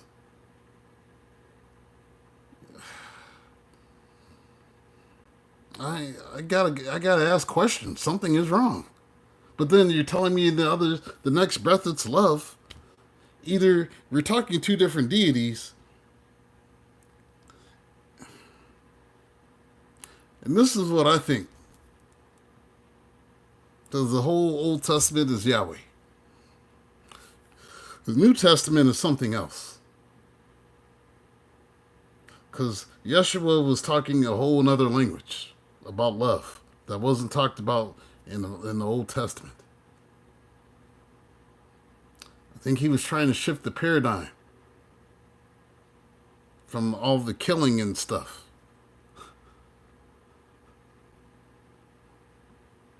People saw that as, all right, well, if we get rid of this aspect, then we lose control of the people. They have nothing to fear. No, just food for thought. Yeah, that's what they killed him for. And then they told the rest of us that it was for our sins that we had yet to commit. He was murdered for your sins. No, he was murdered for greed. Just like they do with most prophets. Most real prophets get taken out because they're a threat. That's what happens. They're a threat. They get taken out. All you got to do, look at what they did to the civil rights leaders. Martin Luther King Jr. assassinated. Low-key a prophet. Malcolm X assassinated. Low-key a prophet.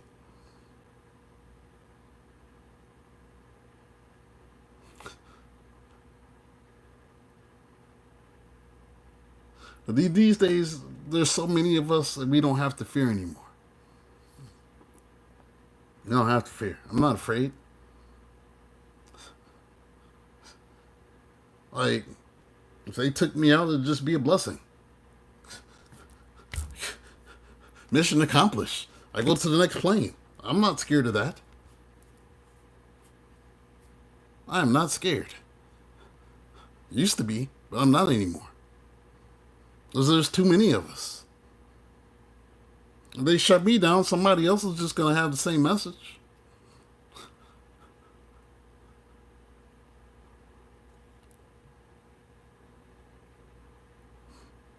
Maybe that's why my channel hasn't blown up, because I'm something different.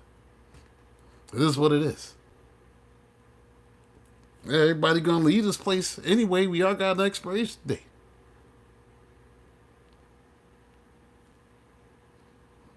Don't say that, though, but I'm not. I'm not scared.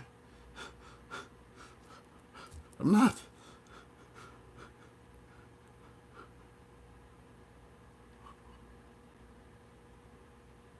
People going to hear it either way. Whether it comes from me or somebody else.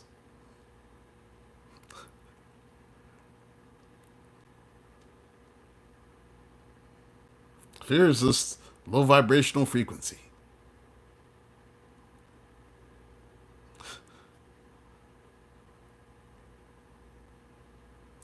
Well, before I reincarnated this time, they told me that wasn't going to be the way, because it happened before. They killed me before. This is in the 1600s. I was burned at the stake with 2 women. So it's not like it hasn't happened to me before. And I remember the shit. It's just, I didn't want to come back here. That was one of the conditions of me reincarnating back in this planet.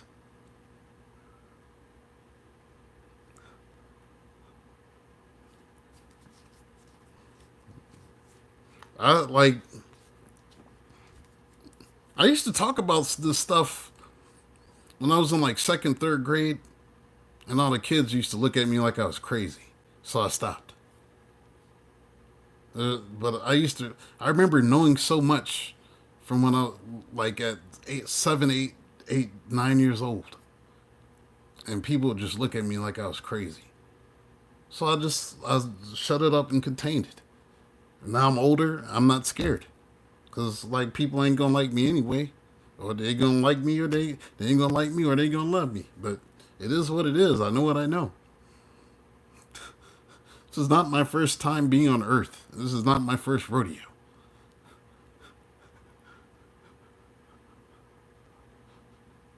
Just hoping it's the last. Been here a bunch of times. Some are good, some are fucking horrible.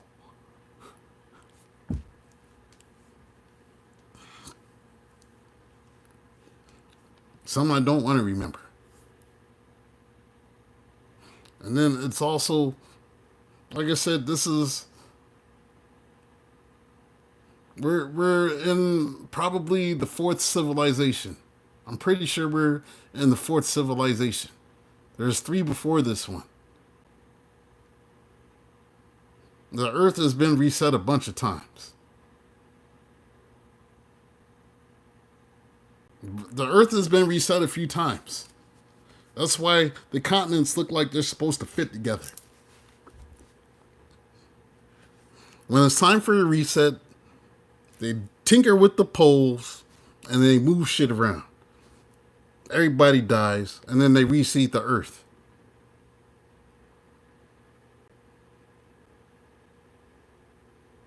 The ones that run the show, they reseed the Earth, and they do it all again.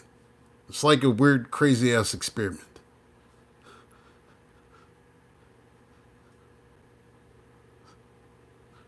That's why they say there's nothing new under the sun. You think this technology and stuff that we have is new? I mean, I got past life cards.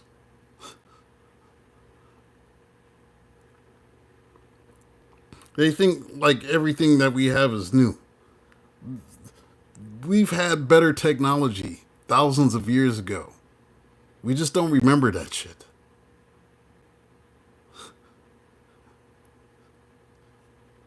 And then like the handlers of Earth, they give us enough to hopefully not destroy ourselves with it, because like they don't want it to end prematurely. But we could actually be living like the Jetsons right now. But there's an opposing side that keeps everyone at war with each other so that we can't advance. Think Tower of Babel. That should be a real clue, the story of the Tower of Babel.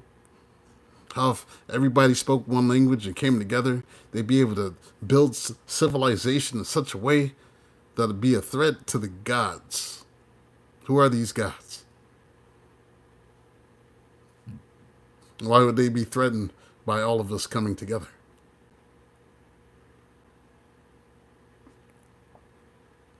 Earth was never supposed to be like this, yo. It was never supposed to be like this. We were not supposed to have passports and visas and borders and money.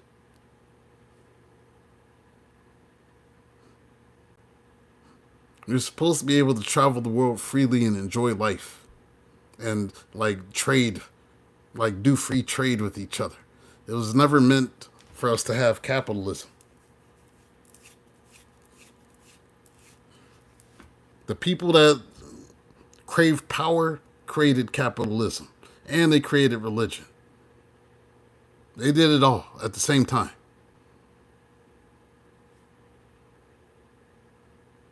That way you could be separated from the others. If you look at like how they live in Africa, they have free trade, and they hunt, they live off the land, they eat. That's actually, and they live an extra long time, and their teeth are white. They didn't have diseases until the white people showed up. Sorry to the Caucasian brethren watching, but it's just the truth. There's a reason.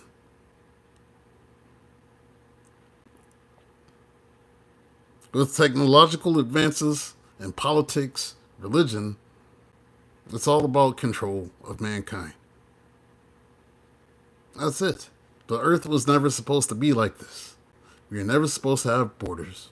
We are all supposed to be able to just cross and travel. But it's the people with power.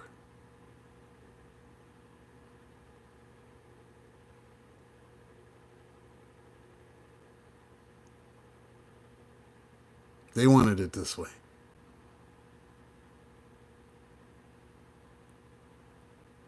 They wanted to use us as a resource.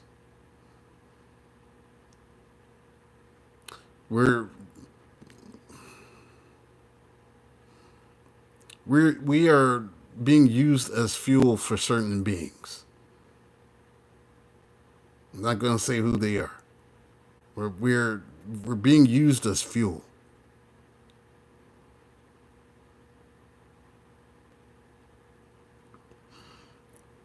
Remember back to Mesopotamia? I remember Timbuktu. So does Kutra X. He was there with me. He remembers it.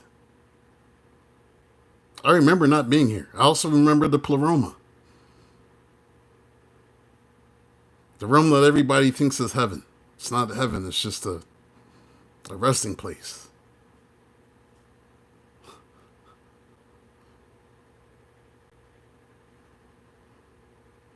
Said fuel for what? Think about it.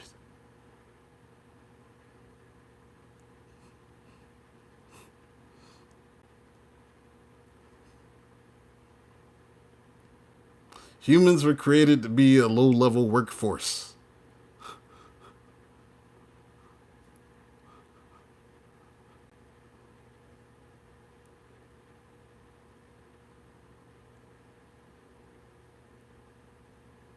This is a low-level workforce.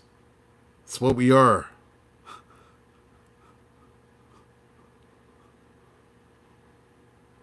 Should watch Jupiter Rising. What was the name?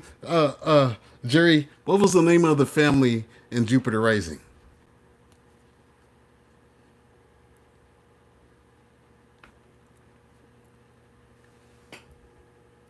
What was the name of the family in the movie Jupiter Rising? The family in the movie Jupiter Ascending is the House of Abrasax, an alien royal family that engages in planetary business and trades in a form of youth serum. The family members include Balaam, the eldest son who serves as the main antagonist, Kalik, the sister who approaches Jupiter with ulterior motives, and Titus, the younger son who is described as a playboy. They're a tycoon family in space with inner family bickering over power and inheritance. The family was named Abraxas. You're thinking of the Abrasax family?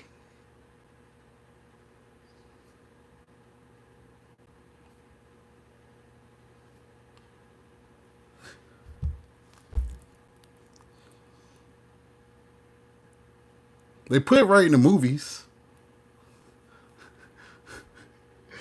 They put it right in the name of the movie. The family was named Abraxas.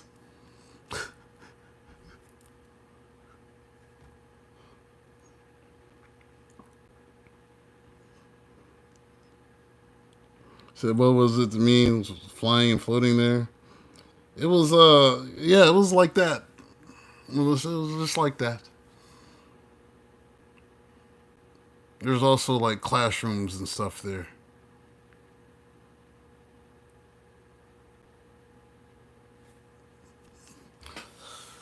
Nope, I'm not spelling it.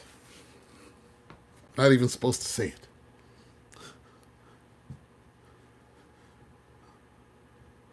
It's phonetically as I said it.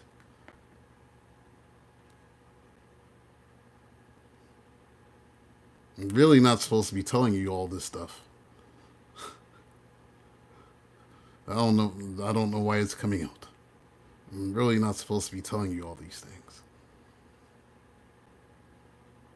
There's a lot of things that I'm sitting on that I don't talk about.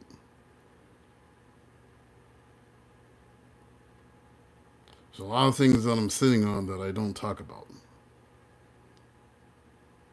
There's a lot of things that I know that I'm sitting on that I don't talk about.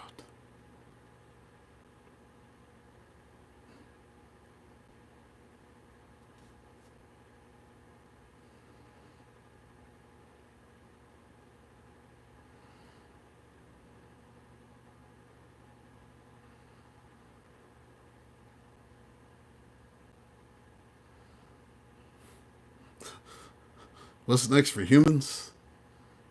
I'd say we're cooked in about, what's the year?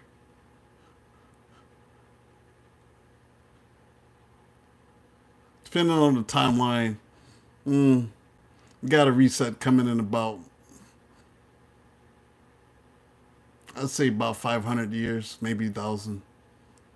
There'll be another reset. Everything's going to start over.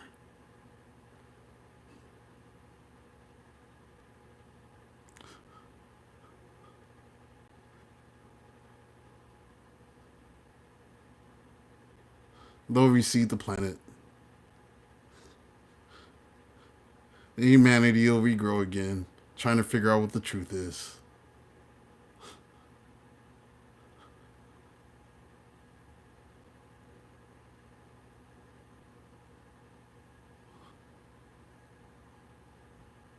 World War III. Psh, what about it? It's already happened.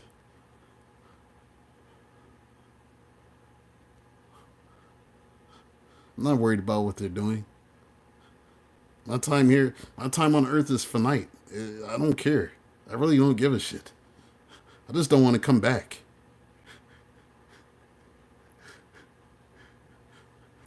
It's nothing to be afraid of. There's no point being scared. That's the whole point. There's no point being scared. They want you to be scared. That's why they have the news and all of that stuff. They want you to be scared. They feed off of it.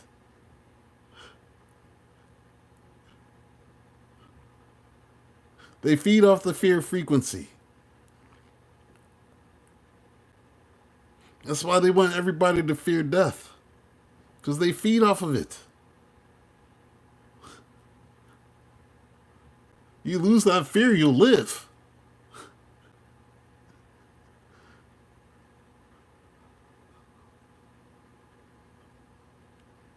If you lose the fear, you'll live.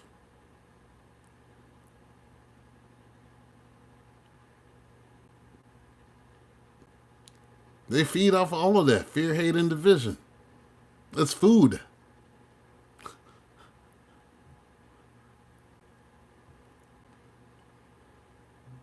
It's food for the demiurge.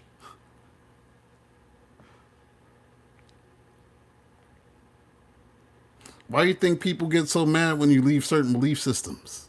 They like will lose their mind on you. And threaten you with violence. Tell you you're going to hell and try to scare you.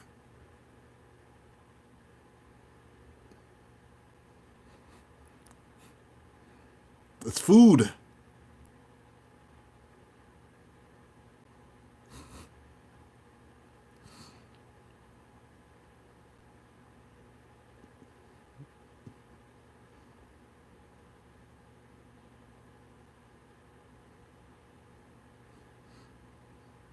What are the dark shadows? It could be a variety of things. Everything is energy.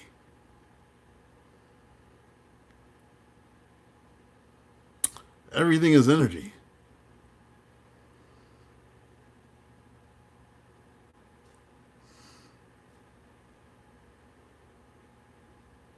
Most of the things that we call evil spirits used to be people.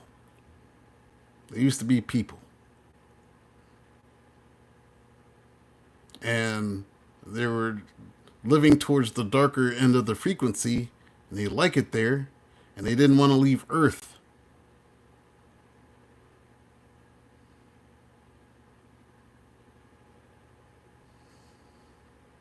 The shadow people aren't all bad.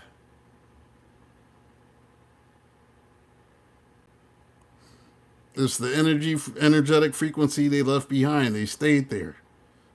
They always have a choice to leave. They just don't want to.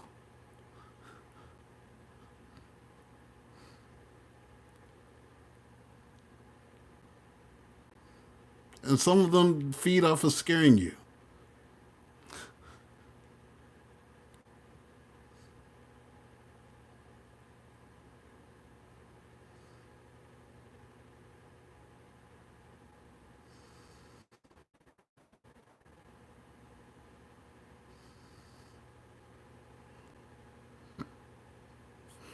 I only watch TV for entertainment, Jerry. To take my mind off all of this stuff. I watch wrestling. Now I read comic books and like, you, they hide stuff.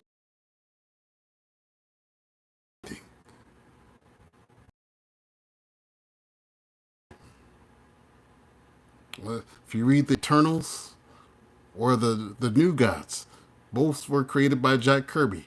The Eternals were created by Jack Kirby for Marvel. He created the New Gods, which include Darkseid and Wave Rider and the High Father. That was for DC.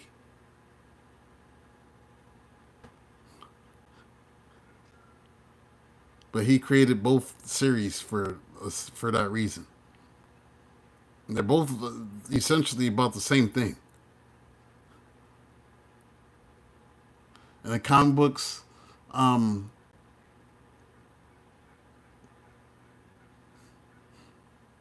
Darkseid might be considered the epitome of what the Demiurge would be.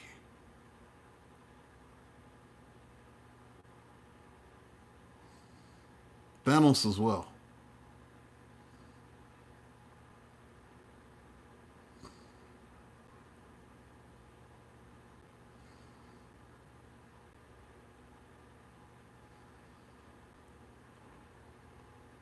There's clues in everything.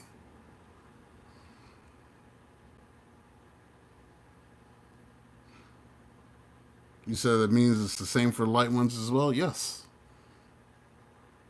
Some of the light ones, they don't want to leave either. Everything exists on opposite spectrums. If the light stays, if the dark stays, so does the light. It has to. But they can always leave. They fear, some of them have been taught during this life to fear going towards the light, so they don't.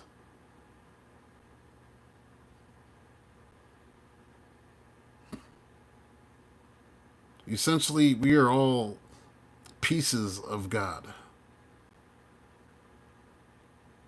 Kingdom of heaven is within you, right? It means you're able to manifest your own reality. If you're manifesting your own reality, that means the people that are manifesting hell for themselves can actually go. Because they manifested it. They're manifesting that afterlife experience for themselves. They can also leave anytime they want to. You just don't know that.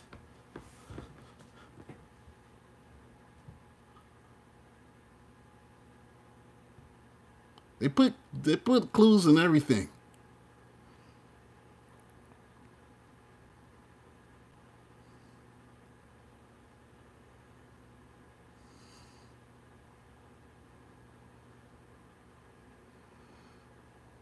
So each time you get asked for clarity or truth, you get pushed to these things. Yeah, that's what happened to me. I asked for truth and clarity. Thought I was losing my mind. Spirit said, "Put all the books down, walk with me." That's what I did.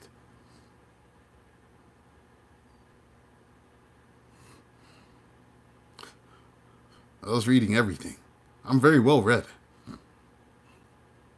I am. I'm very well read. I used to read my Bible every night. Then I was reading the Quran. I was reading the Guru Granth Sahib. I was reading anything from Buddha. Like I've read it all. They're all saying the same thing.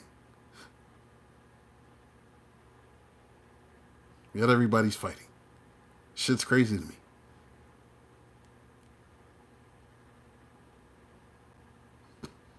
Yep, Beetlejuice. Yep.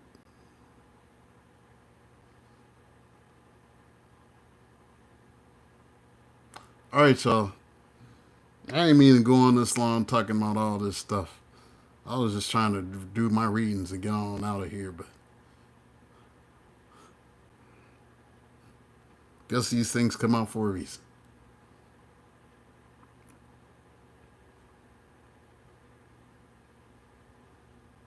And that's why there's only 15 people here.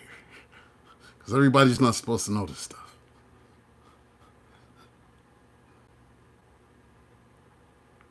What was needed? Everybody's not supposed to know this.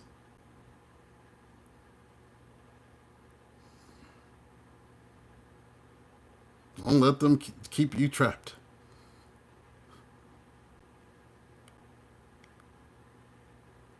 Because a lot of it is about keeping you trapped. You got to figure out what's true for you. I'm just here to give you a clue. I'm not here to tell you what to believe. Listen to me. Don't listen to me. I don't care. You got to figure it out for yourself.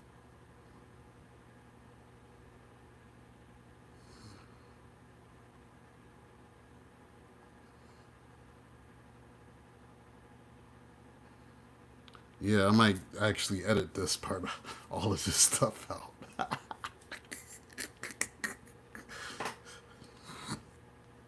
I don't know. We'll see y'all think about it. I might edit this whole piece out.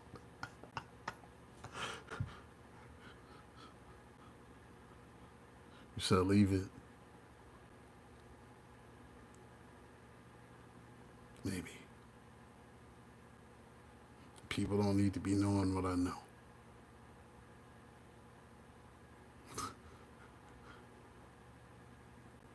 I'm supposed to be talking about all this tonight.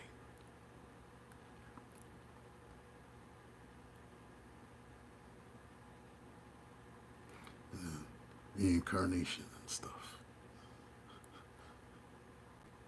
And old memories.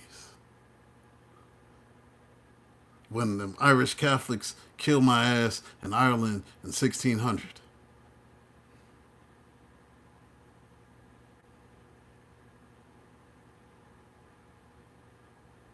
I remember.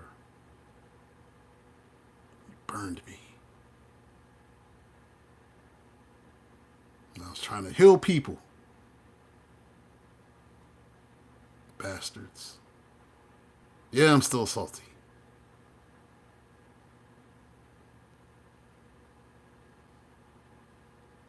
Now, 1200s is cool. The $10 too. That shit is, that was fun. But 1600s, hell no.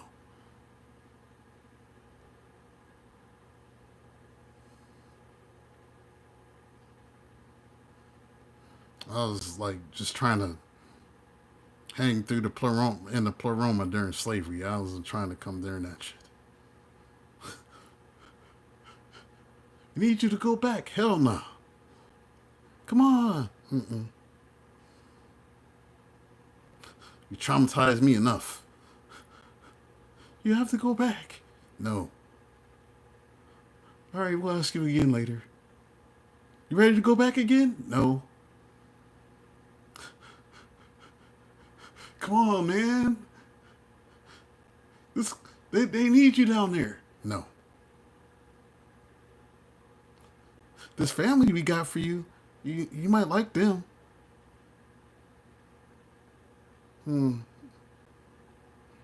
We gonna kill you like we did the last time.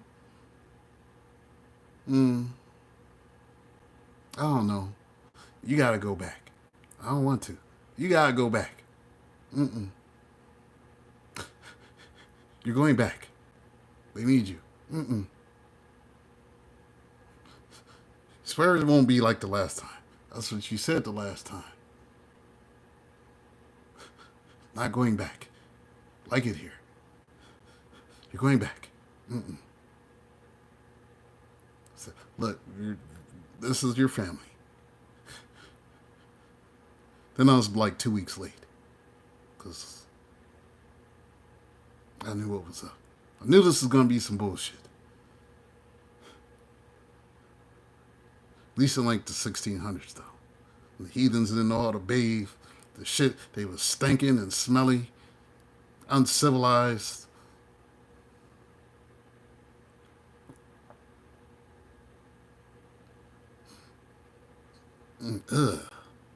Just thinking about it. They reeked. And people in Ireland reeked in the 1600s, man. They reeked. Utterly. It's foul. foul senses.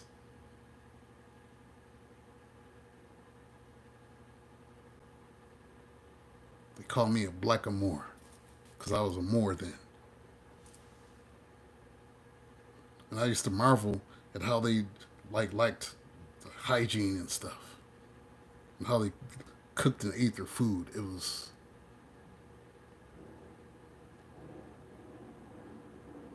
like my travels there were just, it was disgusting.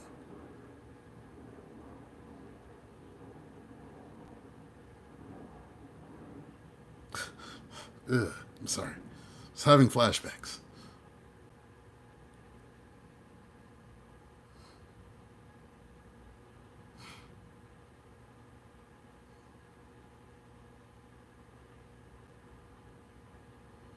Yeah, I was trying to leave, man. I was trying to get out of there. I seen what was happening. And them savages caught me and they did what they did.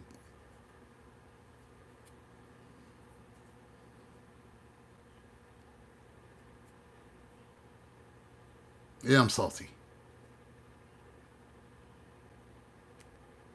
So I didn't want to come back here. And here I am. See, that's what the 1200s was like for me. The sense of community. Yeah, that's what Timbuktu was like. Streets paved with gold. Had horses. Math. Science. Astrology. Brilliant debates. Philosophy. I had a lot of wives too. That was fun.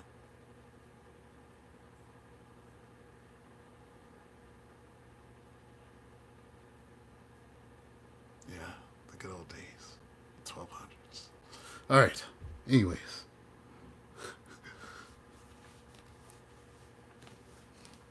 There are other ones, but I don't remember them as clearly. Because if I did, I'd probably go crazy. Some of the other memories just aren't worth remembering.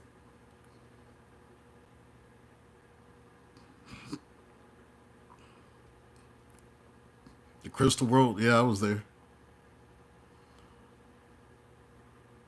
Yeah, the Crystal World is lit there. It's way more advanced technologically. It's not a whole lot of this bullshit we got here.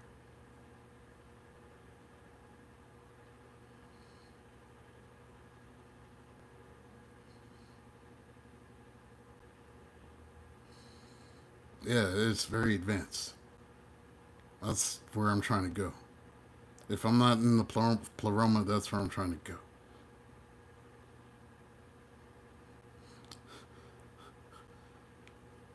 Because I've been there before. There are all sorts of different Earths, as we would like to call them. There's other ones.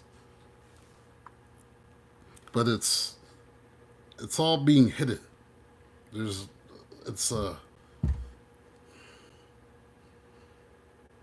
you can't get there through space.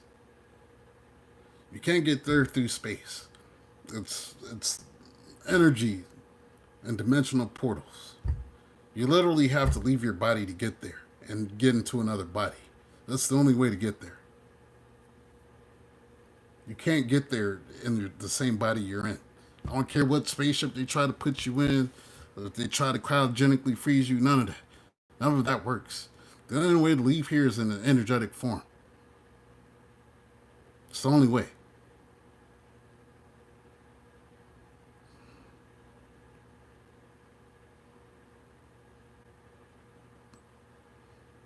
It is. It's the only way to leave here. That's why these bodies have a finite time. Like, I look at myself, I'm like, this isn't even really who I am. I'm glad they gave me a decent body, though, but it's just a body. not who I am. Just traveling.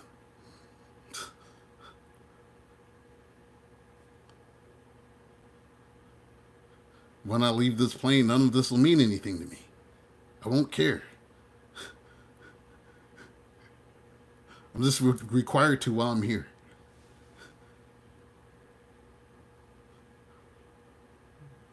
But I will not be looking back. I'll not be trying to be anyone's spirit guide.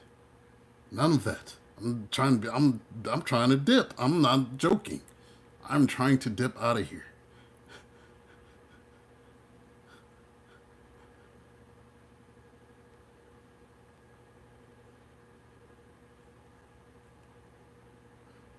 And don't let them make you fear anything either. Because that's the whole point. They want you scared. So they be fuel.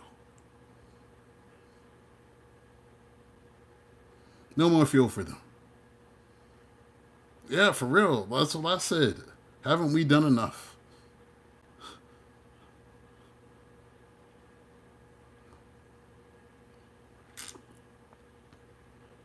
Yeah, like the orbs that you see around people, that's energy. That's the form that we really, this is really an illusion.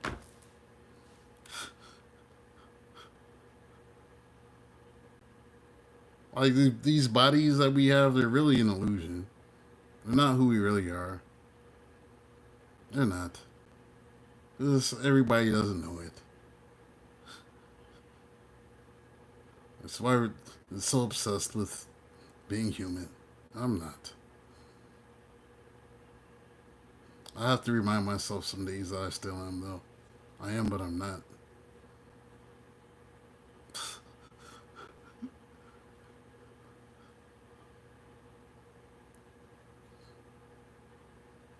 It is what it is. No better than anybody. It just is what it is. I know what I know, and I just don't even know why I know it, but I know it.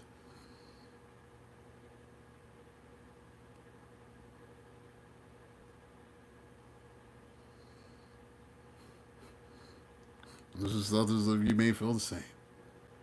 That's why you're drawn to me. So a lot of you feel the same way. Maybe you have those ancestral memories as well. And memories of other places.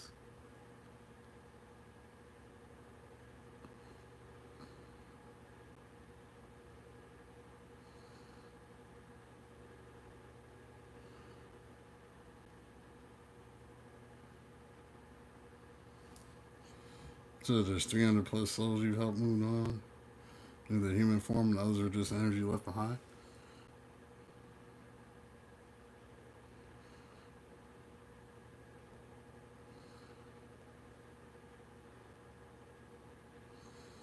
No, I've helped a lot of people. How many? I don't know. Maybe thousands, but just knowing what I do. Because I like to do it. Shame, like my father affected thousands of people. Had a church of maybe 200-300 people, 200-300 members at a time, but when they had to move, they took what he taught and they taught other people. So each one teach one, as they say.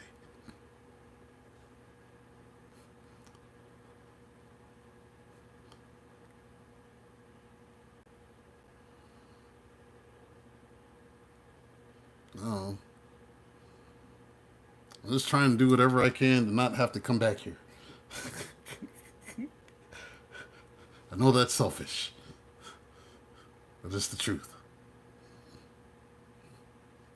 Doing everything that I can on Earth while I'm here so I don't have to come back.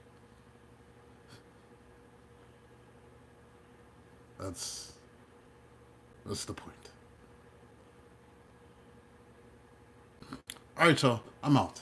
Peace, blessings, Ashe. I'm out. Yes. Doing everything to not come back here. Like, if you've been to the other places that I've been, you don't want to come back here either. This Earth is ghetto. All right, y'all. I'm out.